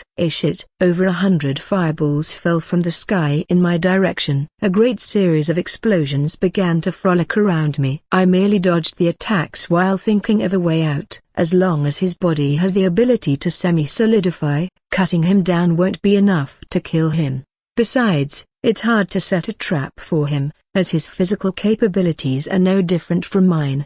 He is an extremely troublesome guy. Thinking while you fight? Zorith spun around and kicked me in my abdomen. A broken bar. I spit out a lot of blood and dropped to my knees. It's getting faster. What's happening? I jumped backwards, and Zorith caused an explosion in the silver of his feet, and accelerated rapidly after me. This move is only possible for someone with higher regeneration powers. The next thing he did was to launch an attack with his sword diagonally at me, and it was so fast that I could not dodge it, resulting in a deep cut on my left arm. I can barely move it. If this keeps up, I'm going to lose this battle. I have to keep my distance somehow and gain time to recover. Zorith's face contorts into a grimace, a clear expression of triumph. But immediately after, a hammer smashes into his face and sends him flying through the air. Zorith slammed into a rock several hundred meters away as his body bounced off the ground. Why don't you respond to his attacks? Did he hurt you a lot? Frau? Master, you must recover quickly. Rushes to the scene and offers me a tall potion. After drinking it, my wound had momentarily closed, but my left arm doesn't seem to work well, although I can still hold my sword. Nisan and the rest of her companions are safe. But they won't be able to fight. After that first attack, Zorith left them wounded. I see, thank you. Master, watch out, here it comes. It proceeds to put up a barrier of ice, and a flash of light was seen from behind, and intensifying even more upon impact with the wall, causing it to shatter. Isn't it cowardly to fight 3 against 1? This must be some kind of joke. How is he still intact after taking such a hit from Frau? Bip bip bip bip. Just when I thought nothing could be weirder, my sword and armor begins to shake and flicker. It's useless, you can't do anything, this battle is lost. You can't beat me now, much less with your multiple security seals. Who are you talking to, Broken Bar? With a sacred weapon. My sword began to glow even brighter in response to Zorith.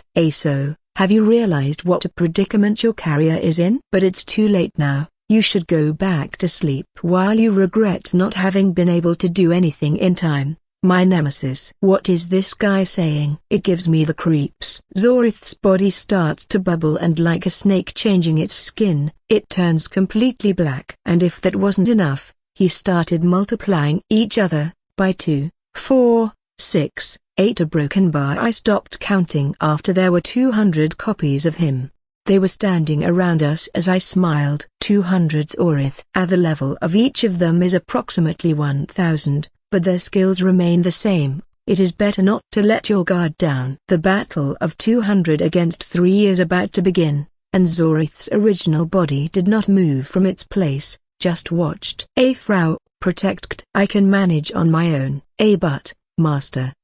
This is no time to look away. These guys are faster than I thought. Zorith's copies connect their attacks without exchanging words, and they regenerated instantly after each attack we made. It was like the dog trying to bite its own tail, something completely useless. I'm going to corner them all with my magic. I joined with the enemy in tow, and she began to concentrate dense magic to fire it at them in a wide area. Black clouds completely covered the sky. End of the lunar white descent. The temperature begins to drop below freezing, and the clouds touch the ground in the form of whirlpools. Extremely cold winds froze the earth and transformed it into a pure white world. Even the last Zorith was turned into a statue of ice. Undoubtedly, this is extraordinary magic. Could we rename it as super wide area magic? On the other hand, Zorith's original body created a dome of flames around him to prevent his attack. No doubt it is amazing magic. But it's a problem for me.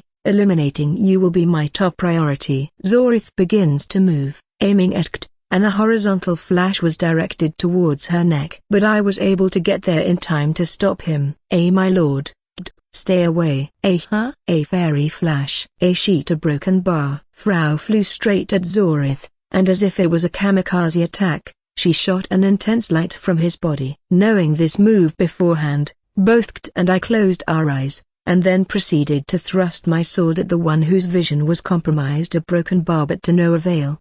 You still don't get it? You can't beat me. True, but luckily, I'm not alone. A demon funeral festival, who was surrounded by blue flames, hit Zorith hard. This is the magic that Grandmother Tamamo had used against iOS. With each punch, her fists accelerate even more. You can't fight me. Zorith reached out his hand to release his magic, but I cut off his arm before he could make such a move. You'd better die quietly. Frau gives him a heavy blow with her hammer, causing him to fall to the ground. I must admit I am surprised. I didn't figure you guys would be a real problem. Kid's magic started to freeze his body. Soon he won't be able to move. And again, when I think it's all over, something happens that makes me eat my own words. Many tentacles sprouted one after another from the ground and took us by surprise. You still don't understand that you can't beat me? Despite my appearance, I'm not a person. I take this form not only for its ease of handling,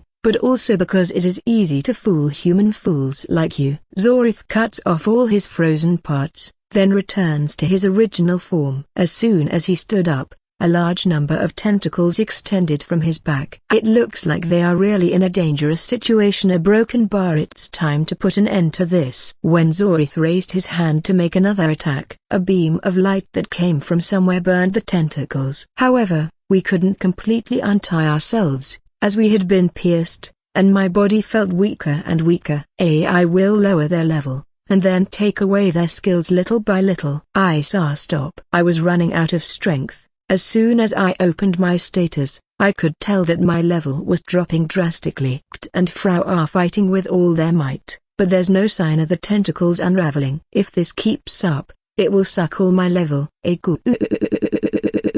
The tentacles with which Zorith had trapped us tore, causing the three of us to fall to the ground, and by reflex, he jumped backwards. A ferocious beast tore off each of the tentacles, being our savior. As soon as I looked up, I saw 3 people riding on its back. So, I guess that's the enemy. Toru, girls. I finally found you. Hey, have you seen how good I am with the bow? Marianne, Monica and Elisha. We were paralyzed and unable to move. Marianne, give me the position, please. Yes, I'll borrow your storage. Marianne takes out the medicine and gives it to me to drink. I got my body moving, but my level had dropped to 3000. Do you really plan to fight at that level? Clearly, I'm at a disadvantage, but I have no choice. Despite my words of encouragement, I really don't feel like I can win against him. How can we beat this guy? The only chance we have is Kid's magic. I still have magic to contain it. And if we use the magic loan a broken bar? I don't think it's the right thing to do. My total amount has been reduced, which means that the magic of the 9 tails could only use it once more. The magic of that blue flame drains a lot of magic power. It seems that with the current the only thing it can do is shoot icy funeral fire. Normal ice magic would have little effect on it. The situation is getting more and more difficult. I guess we'll have no choice but to run a wire broken bar. He won't allow that though. I guess I have no choice but to use our last resort. I had a bad feeling when I saw the determination in her eyes. Grandmother strictly forbade me to use it, our broken bar, but given the circumstances, it's our last hope. Wait. I'm sorry to break my promise, but it is the only way to save the master. All my days since I have been with you have been my greatest treasure. I am so glad to have met you. I love you, Toru-sama.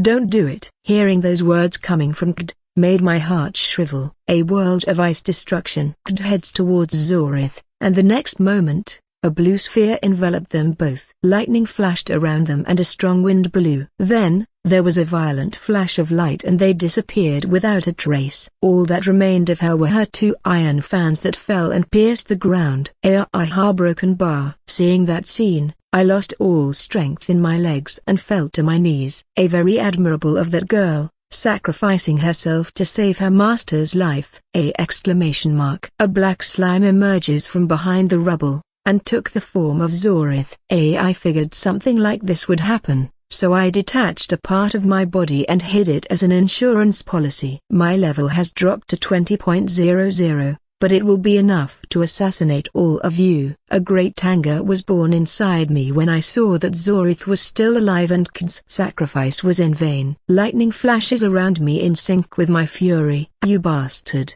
Dear broken bar, Kid is dead. Why? How could I let this happen? Frau was in tears and distressed at the unexpected events. But I had no time to think about it. My anger was the only thing keeping me in touch with reality. Steam began to rise from my sacred sword, and the sacred armor I wore emitted an intense golden light. So, you're angry too? We have traveled together for a long time, and now it's all over. Give me your power, old friend. As much as the fan and Kt and Frau's hammer become light and are absorbed by my sacred armor. Then, 8 lights of unknown origin fall on me in the path of the armor. A broken bar. This means that a broken bar, the sacred weapon, is already complete. The armor I am wearing intensifies its light even more, and then it goes from being on my chest to unite the entire sacred arsenal into a single sword in my right hand.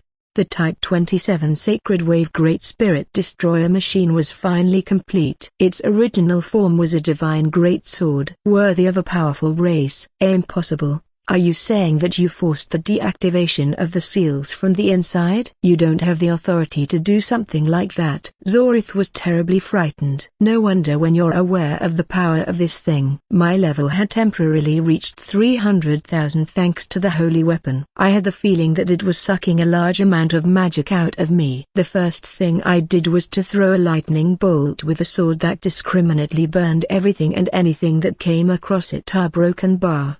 Don't think I'm going to murder you gently, you bastard. Zorith was stunned at the change in level between the two. So, he opted to flee. He realized instantly that he had no chance of winning. I turn around in less than a second and brandish the sacred sword of light. Ajaya. Zorith's right hand, which wielded his sword, flew through the air. The true performance of the Type 27 Sacred Wave Great Spirit Destroyer machine has not been disclosed. However, it is not much different from any weapon in terms of movement. A lightning bolt generated by me annihilates his right hand along with his sword without a trace. I feel that it is absorbing more magic power from me. I think I will be able to resist it. What? Are you in pain? Wait. Let's talk about it. What happened before was a misunderstanding. As he says that, his legs slowly slide down. Lightning strikes the ground near him, causing a piece of his body to disintegrate. So, he was trying to create another insurance policy.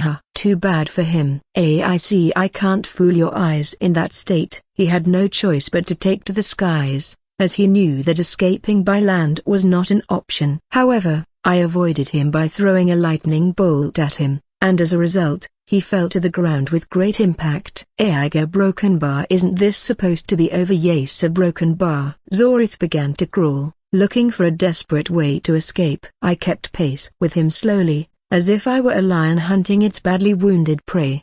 Don't come any closer. Numerous tentacles extend from its back, but with a single slash I cut them all off, then disintegrate them with my lightning. Are you really that angry about that girl's death? It wasn't that important. Broken bar. Hijia. I cut off his legs and disintegrated them with another bolt of lightning. So, you don't understand my anger? Then I will teach you. I'm going to engrave it on your body. I stabbed Zorith again and again with my holy sword. It wasn't long before he was begging me to kill him. Artoru. Sane, are you still conscious? Kill him. I didn't think twice, and after hearing that request, I threw a last bolt of lightning at Zorith's body. There was no trace of him anymore, and as if calm had come to earth, it began to rain and I collapsed to the ground. I had a sensation as if something was sucking all my energy, making me lose the strength that was in my body. Darkness crept forward, engulfing the light that should have been dazzlingly bright. The sound of clattering footsteps approaching me echoed loudly, and someone lifted me vigorously. Toru-sama. Are you alive? Looking up, I saw Marianne, then Monaco and Elashaw. A short time later, Lin and Pion arrived. In Pion's arms was Frau unconscious. Dear Broken Bar, where is she? I'm sorry, a Broken Bar. What little hope I had was taken away from me. I could not hold back the urge to cry. An uncontrollable sadness invaded me. I didn't even care if the girls saw me in such a deplorable state. A Broken Bar. I only felt sadness. Until a Broken Bar. A Broken Bar. That light. In response to someone's words, I stood up. A strong light was shining through the gaps in the clouds, and from there, someone was slowly falling. It was a person. It looked like a naked woman, and she had fox ears on her head and a white tail coming out above her buttocks. I immediately stood up and jumped on Ichiro. Run! Inverted exclamation mark UUR. Ichiro ran furiously. The woman falling from the sky was still motionless. Is she asleep? I repressed my emotions. I don't want to get my hopes up. But maybe she is a Broken Bar. As soon as she was about to touch the ground, I jumped over Ichiro, and grabbed the woman with my two arms. Her appearance was like that of a goddess. Her white hair, illuminated by the sunlight, swings her long eyelashes and opens her large eyes. Master.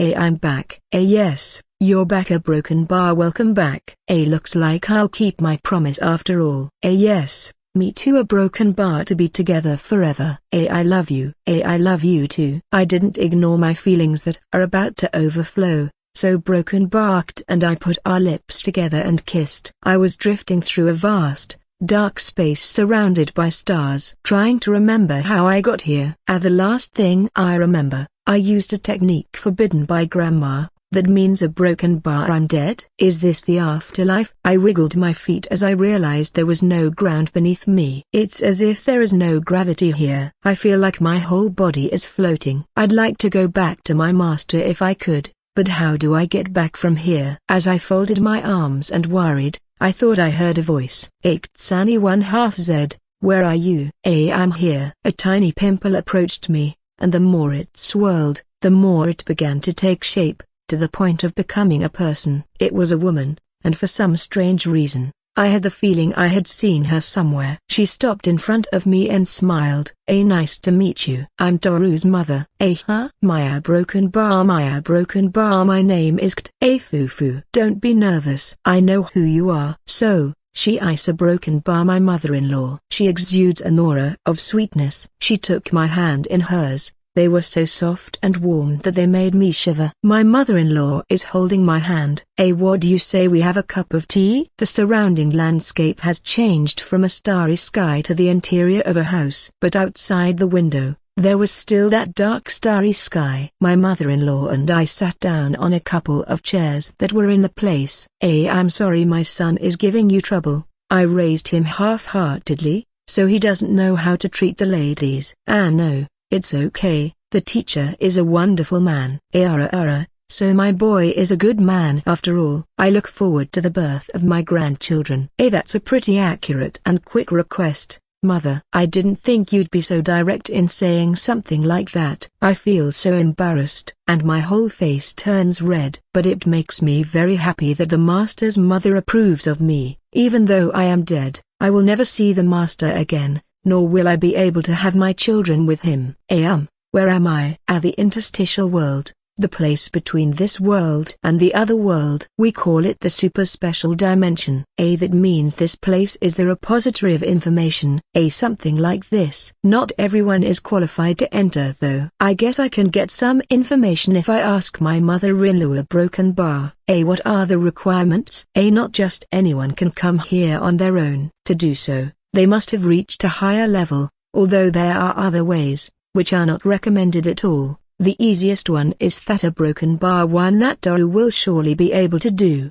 Does it mean that the master will not have to kill all the ancient races? Exactly. He just has to go to where God's book is located, and erase what our ancestors wrote. That is the solution, but of course, it is easier said than done, and the road will be long and hard until he can achieve it. Hearing that, I patted my chest in my heart. After all, the master won't have to get his hands dirty. When Nis revealed the truth to them, I was more violently angry than the master. Killing 140 million people is not possible with a mind like his. He is not made of stone. He is not someone without a heart. He is someone good, and he would surely lose his sanity after doing so. Thank you for telling me this. That's why I called you. Now, drink. My mother-in-law hands me a cup of tea which, to be honest, I didn't realize at what point she brewed it. It appears to be black tea. I take the cup with both hands, and enjoy the magnificent now,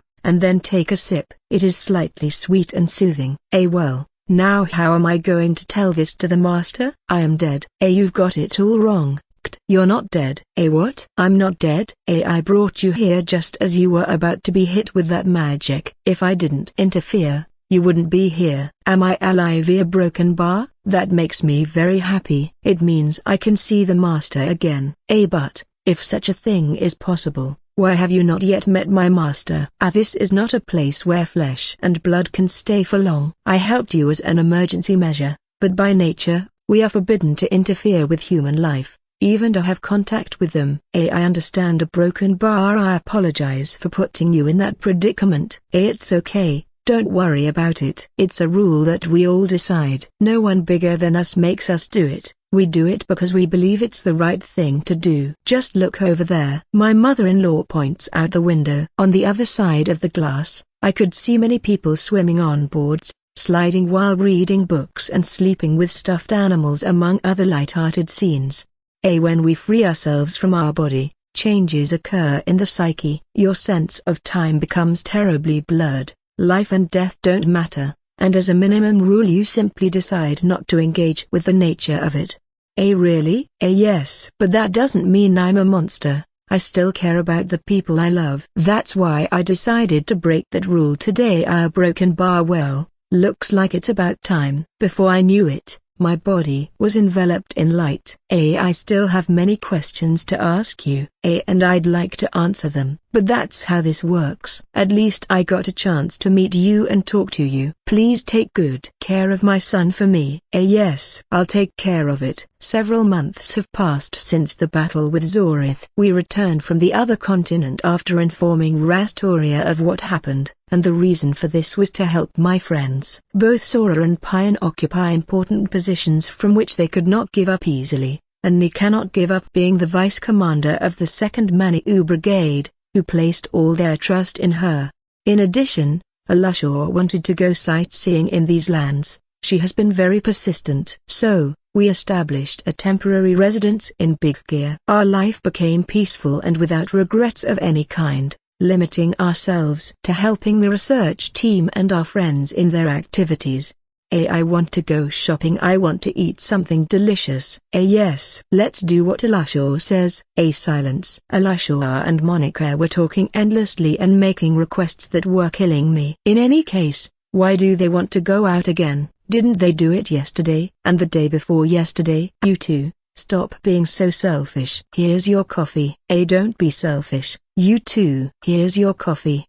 Who was wearing an apron, places a cup of coffee in front of me. The familiar aroma wafts through the air, slightly invigorating. Yes, a broken bar. That's how it has become every morning since that day. I brought the newspaper. Frau enters the house through a cat door, and drops the newspaper she had picked up at the front of the house on the table. By the way, I don't have any cats. It seems the cat door was installed by the previous resident. It's been a hassle to remove it, so I left it as is. I told you to go into the house like a normal girl. I know, but it's the perfect size for me, and it's a waste not to use it. Yeah, but look at Panda. She gets stuck trying to get in that door as you do. As usual, Panda tried to follow in Frau's footsteps, but as the hole was a bit small, he couldn't get through. Caillou Tilda. You are in this predicament because you want to be. You can easily get in through the 2nd floor window. Frau begins to pull Panda hard and manages to get him to enter. Panda managed to become the strongest domestic beast in existence. But then again,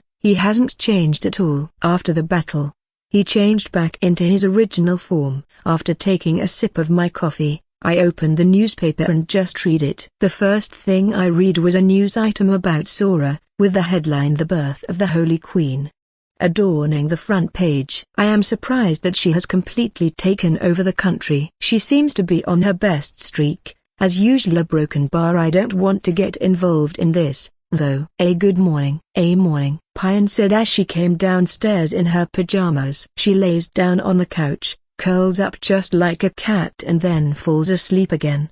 Broken bar. She has become much more careless. I suppose it's understandable that she wants to take a long vacation and get away from Sora, but she's been slacking off all this time in reaction to being released from the dizzying hustle and bustle of her life. Hey, Pion, help me convince Daru to go out again today. Both Alushor and Monica start to bother Pion, and she starts screaming out of nowhere for help. And just when I thought I should get up to take matters into my own hands, a broken bud puts in front of me a piece of bread with butter, fried bread and bacon. After she finished bringing me breakfast, Kt sat down next to me smilingly. You look very cheerful today. Yes, I am. Kt was very happy, for on her left hand there was a ring adorning it. She no longer has the necklace around her neck, and the mark of the master-servant contract has disappeared from her body. A few days ago, we officially became husband and wife, and now we were enjoying our honeymoon. Frau and Panda also get on the table and take a bite of bread. Frau wants to get married soon too. I'm sorry. It's not Kid's place to apologize. After all, it's something we all decide. A broken bar. The one to blame here is the Lord for being so indecisive. Yuck. It's hard when girls say that. I didn't expect them all to want to get married. Without even knowing it, the ring I had given everyone as a thank you turned out to be an engagement ring. And I could no longer take it back. Sora admonished me, saying that I had to keep my word, since I had given them all high hopes, and it was not gentlemanly to betray them. A broken bar. Not to mention that he threatened me with divine punishment if I did not comply.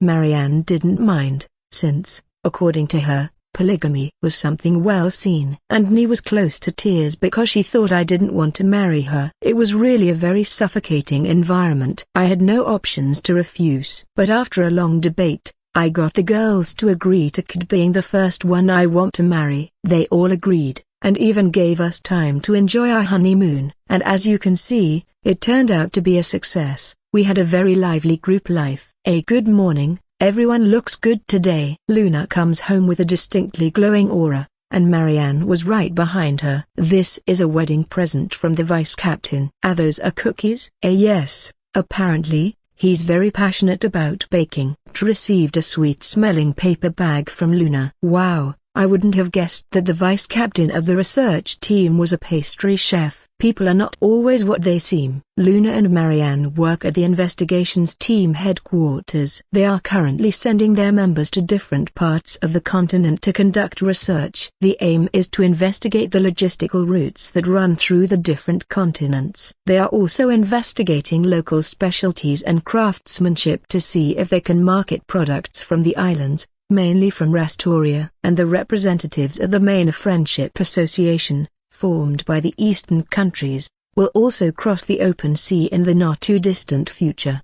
Information from different continents is very valuable to them, equivalent to gold. In some cases, it can even bring direct benefits. However, Restoria is currently 1 or 2 steps ahead. Therefore, they are all interested in these agreements to develop their infrastructure and technology. I don't know the concrete information. Marianne has been telling me all this, so I believe her. As I think about this, I hear the flapping of a wyvern and it lands in front of the house. People in the street were screaming and running for cover. But it posed no threat, as the person who arrived was Ni. She jumped down from the wyvern, not even noticing that I was looking at her. I have arrived. Welcome, Ni-san. Have you had breakfast? Not yet. I'm starving. In that case, I'll fix you something. It got up from the table and went to the kitchen. Ni visits this house once a week. Since the 2nd Maniou Brigade is a state-sponsored organization, it's not possible to move his base to Big Gear,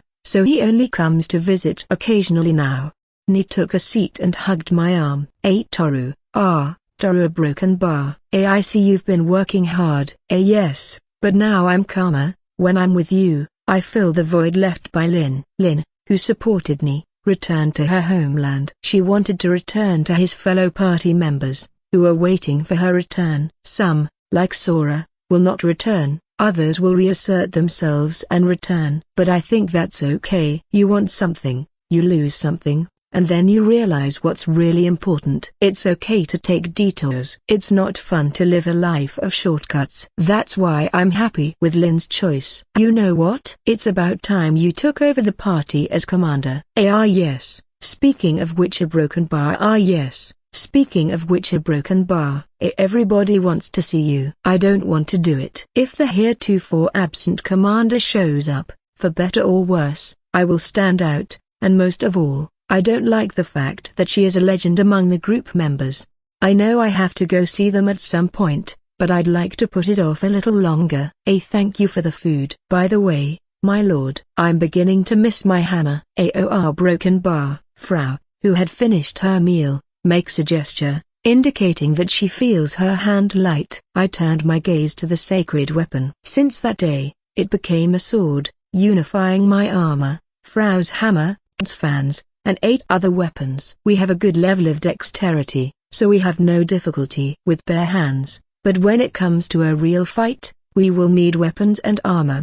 And ordinary armor could not withstand our physical capabilities. We need to find a special item to replace the sacred weapons. Let us set out in search of new weapons. There are relics on this continent that are as good as the sacred weapon. That would be nice. I hear there are many unexplored sites in the north, where Marianne went. I would suggest the south. I hear there are ruins that no one can get to. We all began to list a number of potential destinations, giving me the understanding that there was still a long way to go. Deep down inside, I knew it would take a little longer to settle down and start a family. But the question is a broken bar, which place to visit first? In the broken bar I continued to advance alone along the path without a trail. The temperature was high and so was the humidity. Not to mention the mosquitoes swarming around me, seeking blood. And without warning, a hunter monkey made an appearance on the path. The hunter monkey is a high-ranking predator in this bloody jungle. It is well known for its fur that changes color based on the number of prey it has hunted. As a result, those with black fur combined with gold and silver colors indicate superiority over others.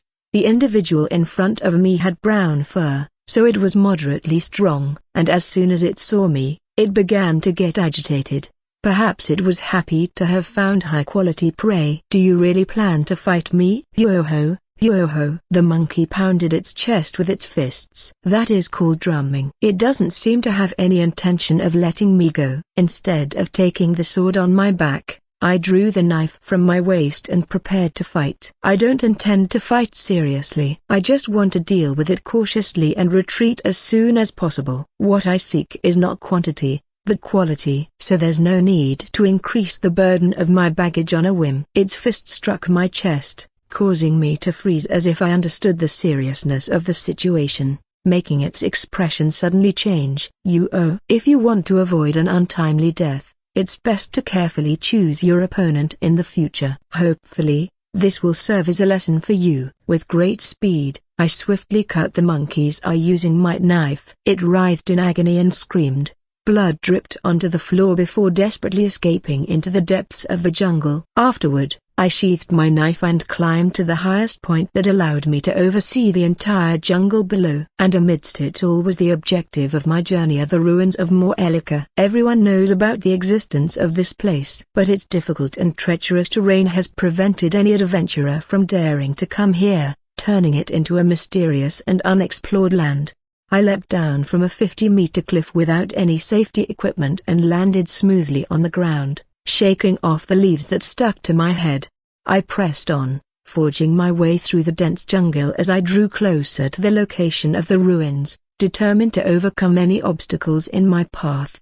As I made my way through the area, I encountered a poisonous jaguar, a four-legged beast with fangs so dangerous that a single bite could bring death to any human or animal. And this was not the only strange creature found in these parts. There was also a porcupine snake, as its name suggests, a snake covered in countless spines, slithering towards me from the underbrush. I easily scared them away and continued on my path, not bothering to engage with the various monsters that appeared in my way. Finally, I arrived at the ruins, a tower-like structure built on a massive rock wall in the center of a large hole, with a river flowing through it.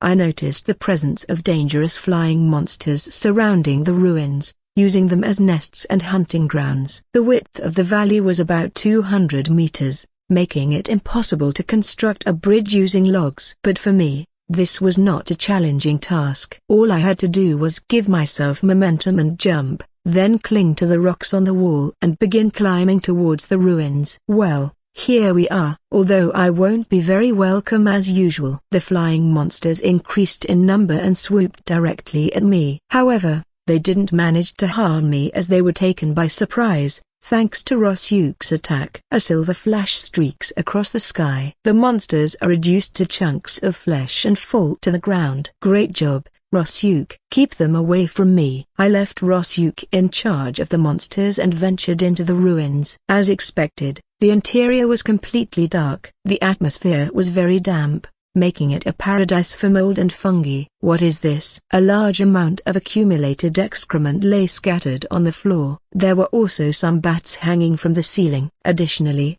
my attention was drawn to a large mark on the ground, giving the impression that something had been dragged through the area. Could it be a monster guarding a great treasure? I proceeded to retrieve a floating lamp from my belongings, enough to help me navigate this path. It was a relic that, when infused with a minimal amount of magic, would illuminate for a period of time. The good thing about it was that I could have light whenever I desired without having to give any specific commands. The interior was a complete labyrinth, and those who venture into these places are forced to go in circles due to collapsed passages. The structures were in a state of disrepair due to their age. In other words, if I were to advance in this place without caution, there would be a risk of the whole structure collapsing. It's bothersome, but I need to proceed with care, or else this entire place will crumble. I think this is the spot. I arrived at a large, deep chamber. The lamp illuminated an enormous amount of gold and silver piled up to the ceiling. But that's not what I came for. The object I desire lies even deeper, and it's an object that,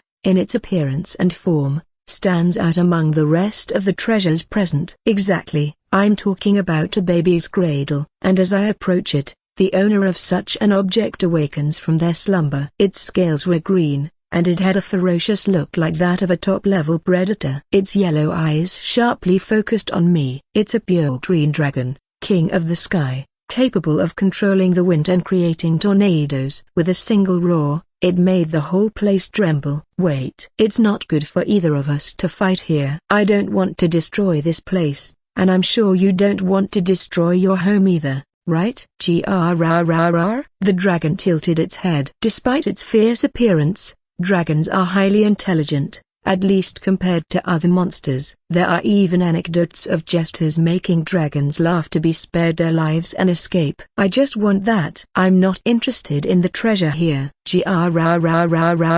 I even have meat. I gathered plenty of food on my way here. Let's make a deal. You get a great amount of meat, and I get that. There's no need to fight. I wonder if we're communicating properly. I'm quite anxious. Normally, I would subdue the dragon without any intention of reaching an agreement with it. But this place is terribly unstable. Not only the building, but also the ground, maintains an exquisite balance. If this creature and I were to engage in a serious battle, the entire place could collapse. Gwr. The dragon's roar, seemingly saying, enough with the preliminaries, let's fight, hits me directly. I suppose this was inevitable. But honestly, I'm not in a position to fight. So it's best to escape from here as soon as possible. I managed to dodge the dragon's stomp at the last moment and slide underneath. I called for Kuritan and gave him strict instructions as I took hold of the baby's cradle. Don't drop it, no matter what. Kuritan took the cradle and flew towards a hole in the ceiling. The battle continued to unfold. I evaded a tail strike with half of my body and attempted to jump away. However, the dragon bit my leg and threw me to the ground. It then swings me around and hurls me against the wall. Hey, this isn't good. Let's stop, okay? The green dragon is perplexed by my seemingly unharmed state. I hope it understands the power difference and surrenders. Idiot, stop. The dragon seems angered by my composure and begins to inhale deeply, presumably preparing to unleash its breath attack. If it's released, this place will definitely collapse. At that moment, as the breath is about to be released, I call for Rosyuk and make a great leap. A massive blaze engulfs the ground. The rocky wall that had served as support starts crumbling under the impact. And as a result, the green dragon is swallowed by the massive hole along with the collapsing ruins. Do you think it's still alive? I ask Rosyuk as I hang on to him. The dragon has strong vitality and is tenacious. It's probably not dead. Nevertheless, I achieved my objective. I smiled as I directed my gaze towards the baby's cradle held by Kuritan. Soon, I will become a father. It has been 2 years since our journey to foreign lands. We are currently settled in the city of Krukbels in the northern region of the country Armand. It is a quiet and comfortable place to live. During this time of year, everything is painted with the colors of autumn, making it even more beautiful. My house is located in a residential area away from the city center, and right in front flows the beautiful Manuel River. Now, with the autumn leaves, it is the most picturesque time. When I returned home after a week, Frau Panda greeted me with a tight hug. Welcome back. Kaya. Hello, I'm back. How is Kt? Oh, yes, she has given birth. When? 2 days ago. I climbed the stairs to the room where Kt was. As soon as I entered the room, there she was, lying in bed next to a baby wrapped in a blanket. She was sweetly smiling at the baby and hadn't noticed my presence. Kt, master, you're back. Kt, I'm no longer your master. Oh, right, I'm sorry. Kt was no longer a slave. Therefore, the master-servant contract no longer existed, and she no longer wore the collar around her neck. This meant that she was my wife. Can I hold her? Of course. Her head is delicate, so hold her gently. I held the baby in my arms. She was so small and fragile that it made me feel unsure. It was hard to believe that this little one was my daughter. It all felt new to me, like a dream. But every time her little fox ears twitched, I felt a wave of love from the depths of my heart. It's a girl. I'm sure she will be beautiful. She will surely grow up to be a great and admirable person, just like you, Toru-sama. Those flattering words made me break out in a cold sweat. I don't expect this child to be strong as an adult, I just want her to be healthy. Have you decided on a name for her? Yes, I discussed it with the girls. How about Clara? It's lovely, I like it. As I gently stroked the baby's cheek, Kt smiled softly and said, from today onwards, you are Clara-ban. Clara-ban. So that's why, because she is my daughter? But it still feels strange. I can't believe I am a father now. Oh, it seems Grandma Niece came to visit us. When I turned around, Grandma Niece was peeking her head through the door. May I come in? No need to be afraid. Nisama is the most important person after Toru in this house. Don't be shy. I might be. But is it okay if I come in? Will I be kicked out after entering? It seems she is having trouble adjusting to this new environment, like a hikikomori stepping out of her room. But I wonder if she's really a Gillam. Grandma Niece talks so fast that it's difficult to understand her at times. I looked back at my daughter, and a great sense of pride welled up in my chest. I think about everything I did to acquire a special one just for her. I had heard about a legendary baby crib that can make any child fall asleep within seconds. I had been wandering through many places in search of its location, and that's when I arrived at those ruins. It was quite an adventure from the start. But I don't think that's enough. Kd's words interrupted my thoughts. Not enough? What does that mean? Seeing that I hadn't explained enough from my expression, she hastily added, haven't you heard? Marianne-san and Alusho-san are also pregnant. What? I had no idea. I rushed out of the room to hear their words, but my feet got tangled up and I fell down the stairs. Ouch, it doesn't hurt, but it feels painful. I got up and ran down the hallway. This house was built by a wealthy merchant in the past. There's also a large courtyard, and behind it, there's a garden and a horse stable. From the window, I could see Marianne and Alusho chatting while having tea in the courtyard. Is it true what you told me? Are both of you pregnant? Oh, Toru-sama. Welcome back. I was overjoyed by this whole situation, so I wrapped my arms around Marianne and lifted her up like a child. But it was only a few seconds later that I realized my actions were not appropriate for a lady. It's embarrassing. Could you please put me down? I'm sorry. It's not fair, Marianne. I want Toru-sama to lift me up too. Alusho jumped around like a wild cat. She used to be a girl with great sharpness and elegance, but now she has completely lost her dignity and is pleading like a little animal craving attention. If I had to decide who are the laziest ones in our house, she would definitely be among the top 3. When did you realize you were pregnant? It was after Toru-sama left on his trip. Both of us had several days of feeling nauseous and tired, so we asked Kt-san to evaluate us. That's when we found out we were pregnant. It's amazing that her appraisal ability can even detect pregnancy. I was astonished. We still don't know if it will be a boy or a girl though. I hope it's a boy. Teaching him archery and going hunting together will be a dream come true for me. I listened to both women's happy words in silence. I truly don't mind if it's a boy or a girl. I'm just happy that I will be a father again. If it's a boy, I can teach him swordsmanship, although I wouldn't mind teaching her if it's a girl either. But the most important thing is to exercise together. It will be fun to train with my 3 children. I can already imagine them saying things like, look Dad, my biceps are toned. You're imagining dangerous things, aren't you? Maybe we should talk about our children's education policy now. While the 2 of them were talking, I was absorbed in imagining idyllic scenes with my children. You should go to the base soon, otherwise you'll be trapped in a mountain of paperwork again. Yes, that's true. I'm also concerned about the territory expansion. I'll leave the care of the house in your hands. We walked out into the hallway and made our way to the entrance. On the walls, there are pictures of landscapes and of all of us together. Every time I see them it brings back memories of those days as if they were yesterday. Above all, there is one photo that moves me deeply. It's the one where I am with my 9 girlfriends. It's such a powerful photo that it makes me forget all my fatigue. It was our wedding day. Everything was chaotic from the start, even after it was all over. If a wedding by itself is stressful, Imagine doing it with 9 women at the same time. The leader of the research team cried in the middle of the ceremony and at the reception, and on the other hand, the kings from different nations argued among themselves about which country I represent as a hero.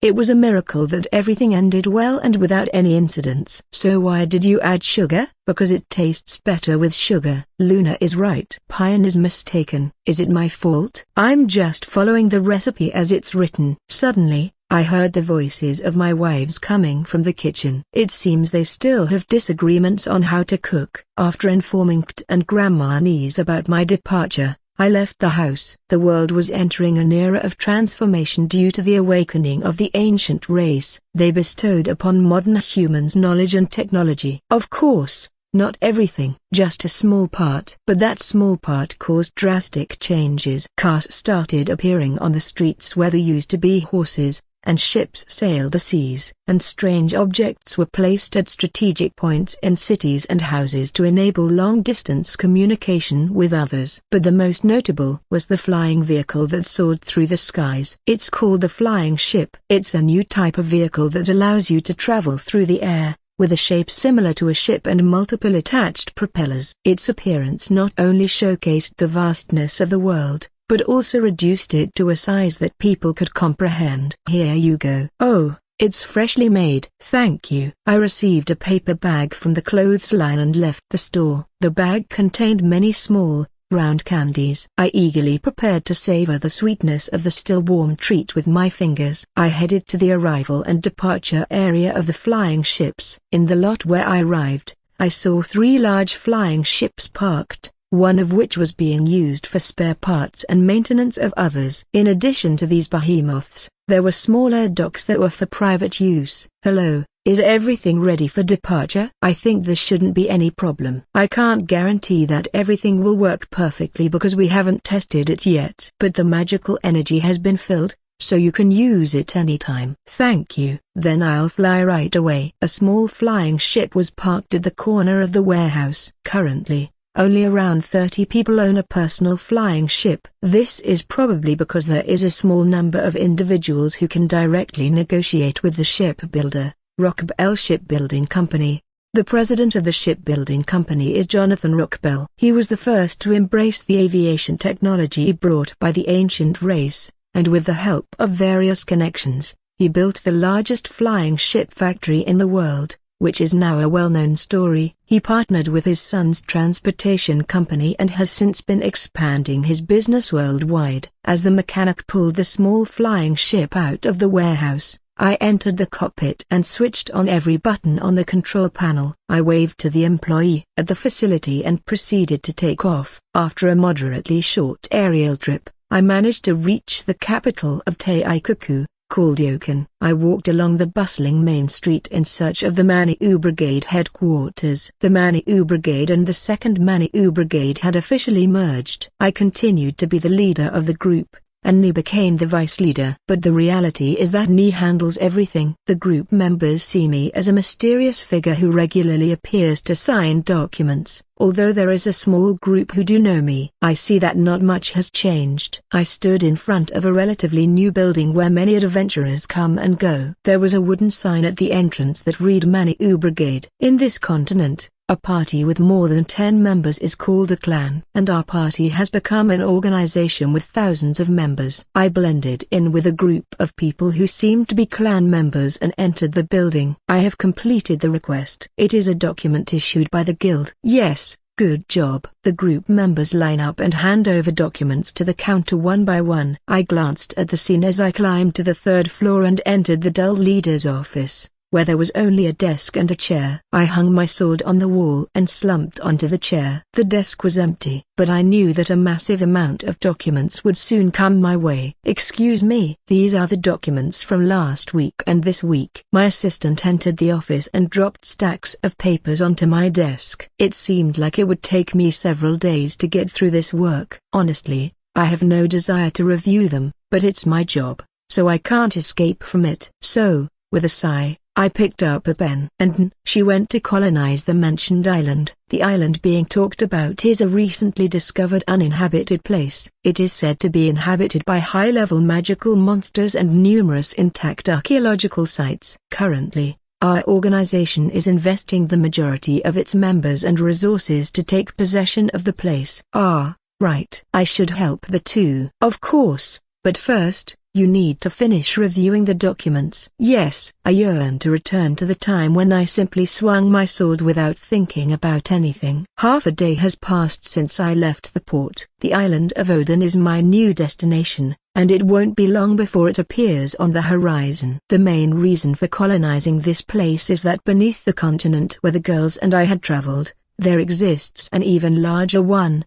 It is a completely unknown land, full of mysteries. Most of the research teams sent by other countries never returned, and the researchers who did return were in poor condition and unable to speak clearly. However, that did not stop the countries involved from wanting to continue with the expedition. The survivors brought back relics. They were so different from the relics we know that they managed to captivate people's attention. From now on, adventurers will be evaluated based on their knowledge of the southern continent. Not just us, but all countries, organizations, groups, and individuals are moving towards the southern continent. The colonization of this island is a project of vital importance to secure an early foothold. The ship slowly entered the port. After waiting for a while, a bridge extended towards the firm land. Adventurers and organizations were not the only ones wanting to come to this place. There were also civilians looking to move to this island every day. This led to the creation of a small city at the port. The smell of freshly baked bread wafted through the air. My appetite grows stronger. But before I even eat, I have to find. I started walking and immediately stopped when I saw some familiar faces. Hey, are you playing lovebirds again? Oh, boss. It's rare to see you here. Takagi was lying behind a barrel. I looked around, but I didn't see Nambara anywhere. Did you come to help with colonization? Yes, I wouldn't be a good leader if I left all the work to them. How much progress have you made? About 10%. The island is big, and the enemies are strong. Takagi stood up and scratched his head while sighing. The vice leader is fighting with the other members right now. I can't keep up with the rest of my comrades. They're quite enthusiastic about this. I see. And have you found anything interesting, like ruins or something? Come with me, I'll show you something. Huh? Why does he have that expression on his face? Takagi guided me towards the interior of the island. As we advanced, the forest became more and more hostile, which was strange considering it used to be a paradise for monsters. Normally, we would encounter dozens of them on the way to the front base. It's strange that we haven't seen any yet. How dangerous are the creatures here, boss? Do you think this is my fault? The forest was incredibly silent. Even the birds that had just been singing fell silent as we approached. Animals trembled and hid behind the bushes. This place was a high-level zone, even for a different continent. However, what we found exceeded our expectations, which was a shock. Welcome to the front base. The wooden door opened, and I was invited inside. The wooden fortress they called the front base was quite large and surrounded by a wooden wall. The strength of the trees depended on the average level of the area, as well as the height of the rear level, which apparently determines the basic ability of all things. This means that the trees from my home and the ones in this area, although they are of the same species, have a significant difference in terms of strength. Therefore, there was no need to worry about the wood and its possible breakage. After crossing the gate, I found a colonization village just as I had imagined. The difference was that almost all the inhabitants were adventurers. Here, everything except alcohol was self-sufficient. The environment was quite harsh, but the rewards were high, and the monthly rotation system was an advantage. Moreover, each adventurer could keep the items they obtained in battles. This meant that the final rewards were quite substantial. The amount of experience one could gain in a high-level zone was also very appealing. Living here for a month meant acquiring gold and power. In fact, there were people who joined the wandering caravans just for this job, although, apparently, Some of them would flee after only a week. Where is the sub-leader? And some members of the group went to hunt the boss. And who are you? A young man who had been called by Takagi looked at me with suspicion. It seemed that he didn't know who I was, which wasn't surprising. Few people knew who I am and what I represented for this organization. Takagi, noticing the young man's attitude, whispered to him that I was the leader. What? The leader? I'm Toru. Nice to meet you. Oh, I'm Hedge, a C rank. We both shook hands. Thankston, I had become somewhat of a living legend. However, there were still people who didn't believe I was the leader. How long have you been here? Just 3 months, but I've leveled up quite a bit since I arrived. Although it's challenging to be self-sufficient, all the members of the group are kind, and it's quite comfortable living here. It seemed that Hedge was here to level up, rather than for the rewards. Before joining the caravan, he had been leveling up in Almond's dungeon, but he heard about this island with better opportunities for gaining experience alongside his friends. By the way, the Almond dungeon, which I had created, had now become a popular leveling spot, and many adventurers had gathered there. As a result, the country's economy had significantly improved, and the average level of adventurers had dramatically increased. It's impossible not to feel responsible for all of this. After bidding farewell to Hedge, Takagi and I set off towards the boss. Who is the boss? The boss is the monster that rules this area. It's the reason why colonizing this island has been so difficult. Lately, it seems that the bosses from different areas are cooperating and attacking at the same time. Monsters with abnormal strength that appear to be sudden mutations. It is said that they are using their subordinates to prevent entry into the zone. 7 bosses have been confirmed. The current objective is to eliminate these 7 in order to advance with the colonization. But what kind of monsters are the ones N is fighting against? N is now much stronger than she ever imagined in the past. Undoubtedly, she is the strongest fighter in the Maniou Brigade, excluding myself. Suddenly, the ground trembles slightly. A rumble echoes from deep within the forest. Isn't fighting? They're making a lot of noise again today. The enemies don't give up easily. Are they in an advantageous position? In terms of sheer strength, the sub-leader is superior. The problem is that he can't kill them. They are seasoned fighters with tricks up their sleeves and have a great advantage. In the terrain, there are escape routes everywhere, and they often use them. Something approaches with great force. It was a large white-colored animal, breaking through all the trees with its massive horns. That's the horned rabbit, classified as the weakest. And despite its large size, its speed is as fast as that of a boar. The first thing that crossed my mind when I saw it was, what did it eat to grow to that size? The horned rabbit continued charging towards me as it observed me. It must have an instinct to recognize that I am a threat. However,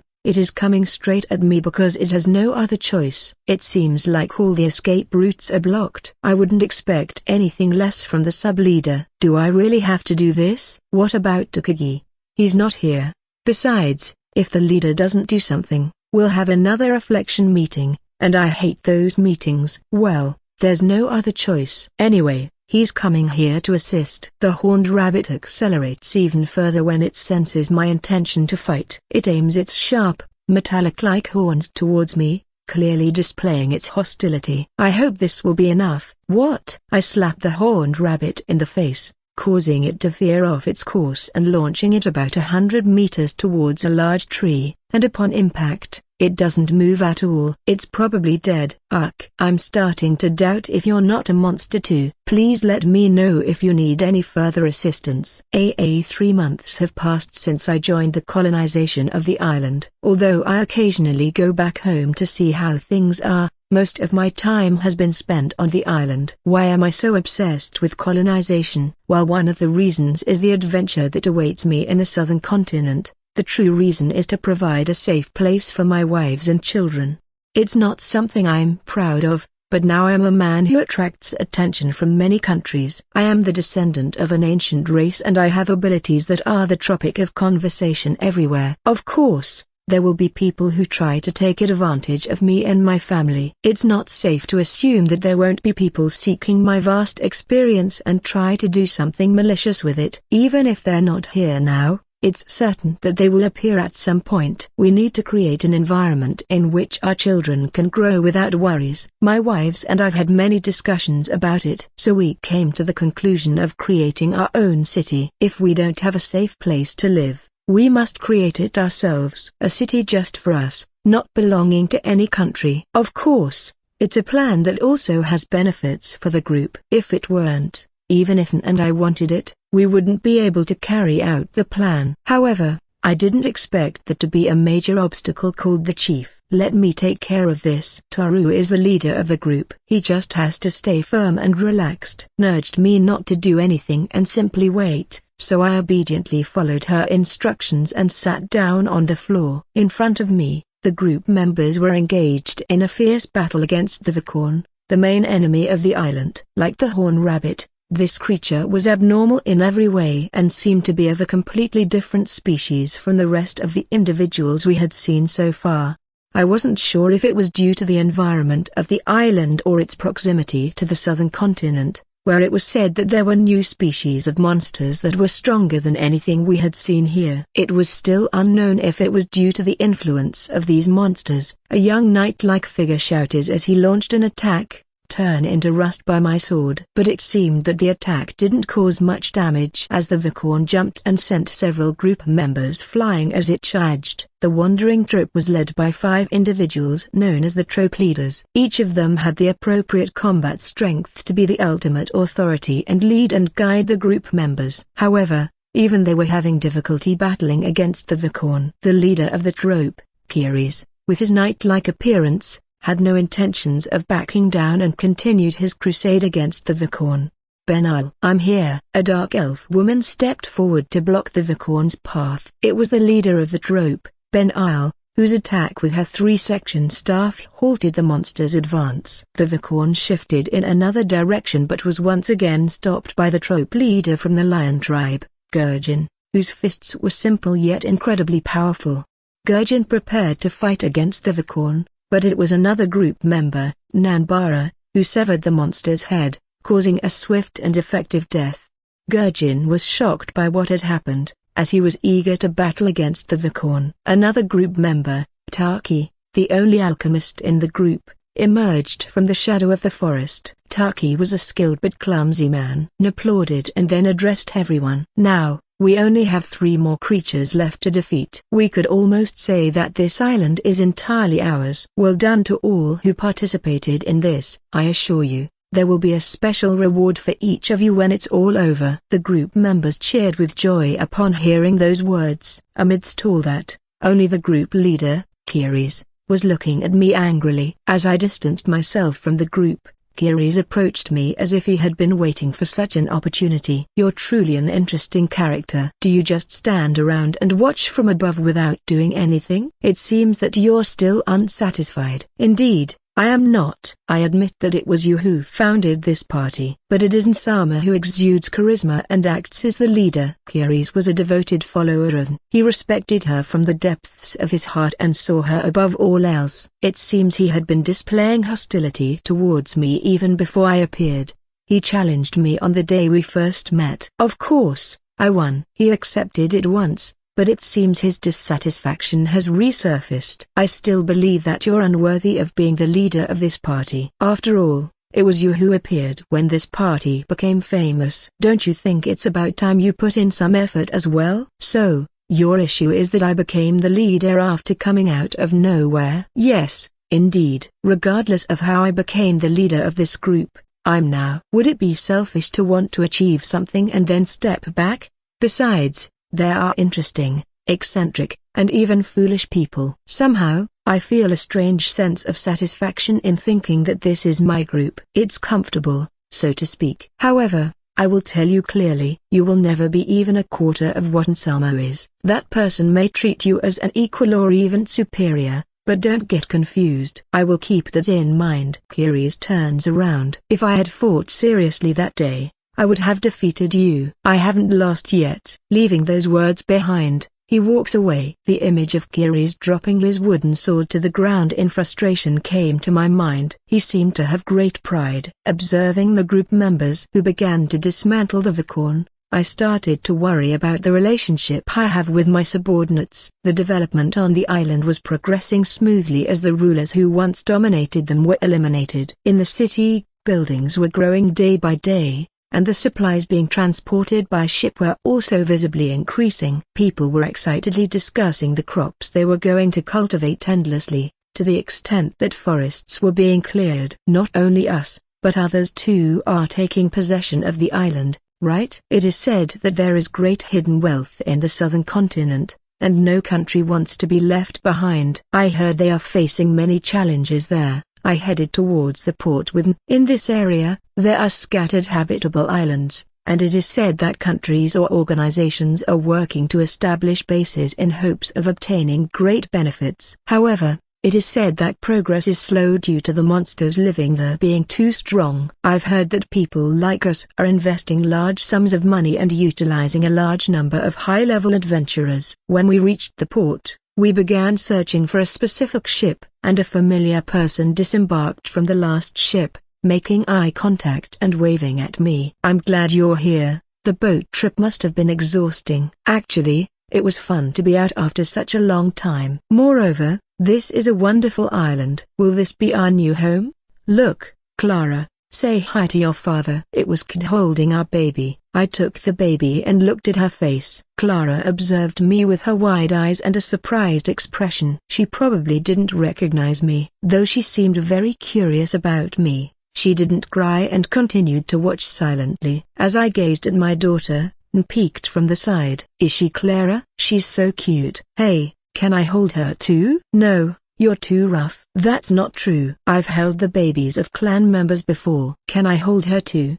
"No problem. I'm known as delicate and kind." "See, let me hold her." I took Clara and smiled. Surprisingly, her way of holding her seemed familiar, and Clara continued without showing any signs of crying. "Hey, you should have said you were getting off the boat." "Sorry." As soon as I saw Toru, I got impatient. The person scolding was Frau, and she was also the one leading the group of girls disembarking from the boat one after another. Mariana, Alushaw, Luna, Monica, Pion, Knees, and Panda. As they set foot on land, they dropped a large amount of luggage they were carrying. "I'm glad to see everyone is okay." "That includes you too, Panda." Kaya. Panda rubbed against me as if saying, praise me, praise me." I haven't been giving him the attention he deserves for a while, so it's a bit strange for me to see him like that. "Marianne, what did they do with our previous house?" "It was sold without any problems." Although the feudal lord seemed quite disappointed. "We have been well taken care of by the feudal lord of Crookables. I should go and greet him and show my gratitude once I'm done here. Moreover, I have been very concerned about the condition of Marianne and Alushaw. Both are high level and strong, but you never know what might happen. They should rest soon." "This place is bigger than I thought. Even I, an elf, can relax on this nature-filled island." "How about we go hunting as a light exercise?" "Toru, have they finished building our new home yet?" "Hey, don't change the subject and answer my question." "You're right, Alushaw. Let's go hunting and live like animals. After all, who needs a roof and a bed, especially when you're pregnant, right?" Alushaw fell silent after Luna scolded her with the harsh reality. I understand her excitement, but as Luna said, we should first check the house and think about things like room assignments and necessary furniture. "The carriage is waiting over there. Please follow me, everyone." I took the luggage from my wives and proceeded to lead them to the carriage. The carriage pulled by a unicorn races along the mountain road. Normally, unicorns are temperamental and not the most suitable for riding, but the unicorns on this island are intelligent and their temperament is quite calm. Currently, they are used as a means of transportation on the island. This place is quite steep, isn't it? I'm more concerned about who built our house. Pion's concern seemed to be something that all the girls shared. Their gaze focused on me as I observed Clara's sleeping face. It was the Wolves and White Foxes clan. They took care of everything, from providing materials to the construction. "Does that mean Grandma is here?" "Yes." They arrived alongside Grandpa Yatsufusa from the beginning of the colonization. As they have lived for many years, they possess the necessary knowledge and experience, and they also have techniques that have been lost in the present. So I thought they would be of great help. As we spoke, we could see the mansion. We passed through the metal gate that resembled the mansion of a noble, and the carriage entered the stone-paved grounds. My wives approached the window and were left speechless. A splendid garden, like that of a royal palace, unfolded before their eyes. The flowers bloomed abundantly and were vibrant. It was a feast of colors. The magnificent sight created by nature captivated anyone who saw it. It's incredible. Did they create this in less than a year? It's the first time Luna has seen such a splendid garden. Yes, with the knowledge and technique of the divine beasts, even this kind of miracle is possible. I was also very surprised. Despite everyone being dazzled, Nisama was the only one who showed no reaction. I see, so it's easy when using those kinds of powers. She smiles in a strange way and displays an incomprehensible confidence. She undoubtedly hides another kind of personality. The carriage stops in front of the imposing stone building. As expected, the decoration is minimal, and the building has architecture that is not very flashy. As the husband of women who are former princesses and nobles, they surely want to maintain their reputation. It's like a noble's mansion. Can we go inside? Of course, although we don't have maids yet. But it's undoubtedly ready for occupancy. I open the door and invite them to enter. The first thing that catches the eye upon stepping forward is the grand foyer that stretches into view. This glass is of better quality than the one used in my house. Look at this. There's an incredible amount of books. It seems Luna has found the place she was looking for. A room containing a library with over 10,000 books. Most of them are books collected by Yatsufusa and Tamamo over centuries, including ones obtained during their travels and ones received from others. There are also extremely valuable items mixed among them. There are books about cuisine from various regions. There are also books about child rearing. This is definitely useful. Yes. And it's a place that invites tranquility, perfect for a nap. Hey, Frau. This is a place for studying or lounging around. But I can understand that feeling. This place seems enchanted to induce sleep. But since I hate studying, it's not the right place for me. It's time for dinner. Why don't we cook something together? Yes, please. I haven't had a decent meal in a long time. What are you saying, Toru? Didn't I grill meat for you last night? It's just grilled meat. Not very complicated. Upon hearing that, N enthusiastically punches me in the stomach. I have to tell her to stop hitting me like that. Even though I'm immune to pain, it can start to feel annoying. Deep in the forest, a small group of warriors set up their campsite. Even the most experienced in battle couldn't hide their nervousness. For several days now, a large number of monsters had been gathering on the opposite side of the island. 3 leaders were in command of them. For those leaders, who had already taken control of much of the island, this was likely their final rebellion. In reality, there was also a path of coexistence. They could be used by the humans, but it could avoid this last battle that would cause great sacrifices. However, they chose to fight. If someone asks who's acting wrongly, it would undoubtedly be us. But more and more humans are taking a stance on the island. It's just a matter of time before someone else comes here instead of us. So, wouldn't it be an act of mercy to let them go with dignity as kings? The enemy leader is threefold: Torrent of the Ghost Tree, Blue Twisted Troll, and the Black Hound of Madness. Of them, the Black Hound is the strongest. Don't let your guard down and make sure to come back alive, N's voice echoed. The group members responded enthusiastically to N's command. The 5 group leaders were also silently filled with vigor. Are the group leaders going to be bystanders again this time? Kiri's threw sarcastic words. Many have accepted me as a group leader thanks to N's recommendation. But on the other hand, I also know that my abilities are still being questioned. This is a good opportunity to demonstrate my authority. I'll take the lead and follow me afterwards. Are you serious? Are you going to fight against a monster that can take on multiple group leaders? Then, I'll let you take care of the other 2 while I handle one. Understood. If the group leader says so, let's do it that way. I would like to see the vice leader's abilities as well. I'm sorry to disappoint you, but it won't be a grand battle to witness. By the way, there are also 3 attack groups since the enemy is threefold. The central group, which I lead, is targeting the Black Hound, and 2 other leaders will take on the Blue Twisted Troll. Meanwhile, Another group led by Kiris will go after the torrent of the ghost tree. The starting whistle blew and the group members began to move out one by one. The members of the group I lead were also restless, weapons in hand. Wait for me to clear the way for you. I'll let you know when to attack. The group members were surprised by my words. I raised my right hand and concentrated magic in it, causing a strong gust of wind to form. I've been practicing magic for a while now. Although it's not perfect, I can control the flow with great ease. Wind. A strong wind swept through the forest, digging into the ground and lifting the trees into the sky. Now, a straight path appeared out of nowhere. The group members were astonished. What are you standing around for? Let's go. This is our chance, and keep formation. As if my subordinates snapped back to reality, they shook their heads and proceeded to move forward. We came face to face with a large black hound. The monsters on this island are larger than usual, making us look like dwarves in comparison. I'll fight the boss, you take care of the other monsters. Understood. A middle-aged adventurer with glasses responded. Before joining the Maniou Brigade, he was known as a low-level adventurer. Thanks to N's acceptance, he has improved greatly and is now the deputy leader of a group. N had secretly chosen him as the leader of this specific group.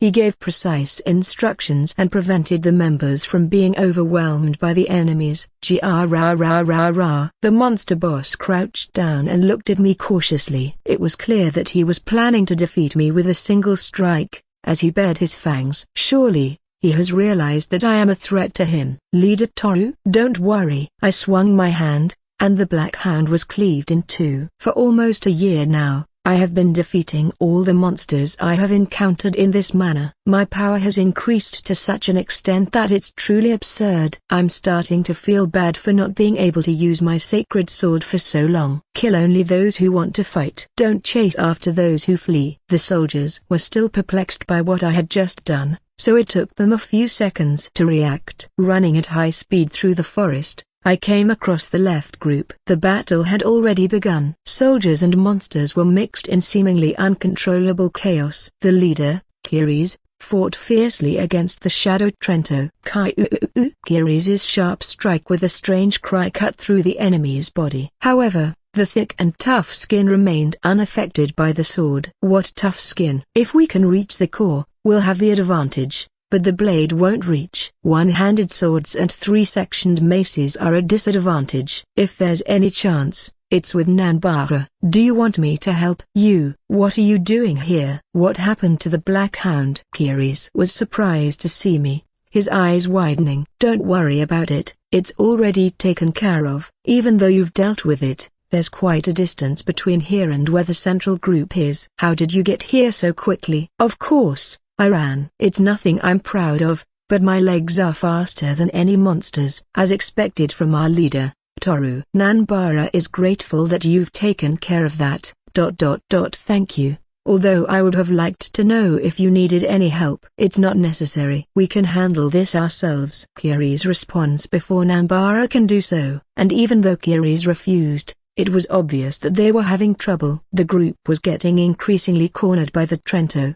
In that case, I'll take care of the other Trentos. What will you do? Imitating the same motion I did with the Black Hound, I cut the Trento with a blade of wind. Although I can't eliminate it completely. Trentos are magical creatures that secretly maintain the balance of the forest. Just like beneficial insects for the soil, it is all part of the ecosystem that cannot be disrupted. After halving the Trento, I decided to head towards Wenwas.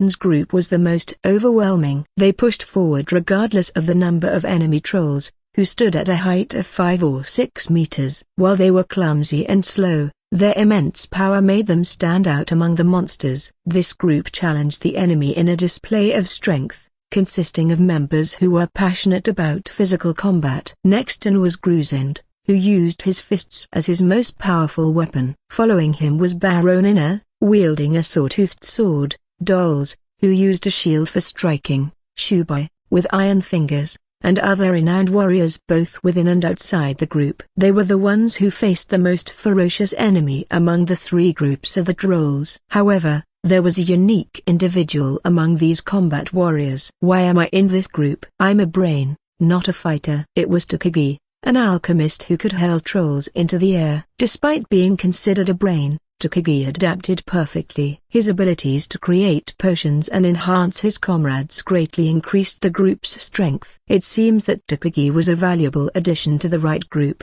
serving to support. However, he was still underestimated. We defeated the boss. We won. Thanks to N and Gruzin's efforts, the troll boss was defeated. The trolls, now leaderless, quickly dispersed, and the wounded monsters fled in different directions. And so, the battle between humans and monsters on Odin Island ended with the victory of the humans.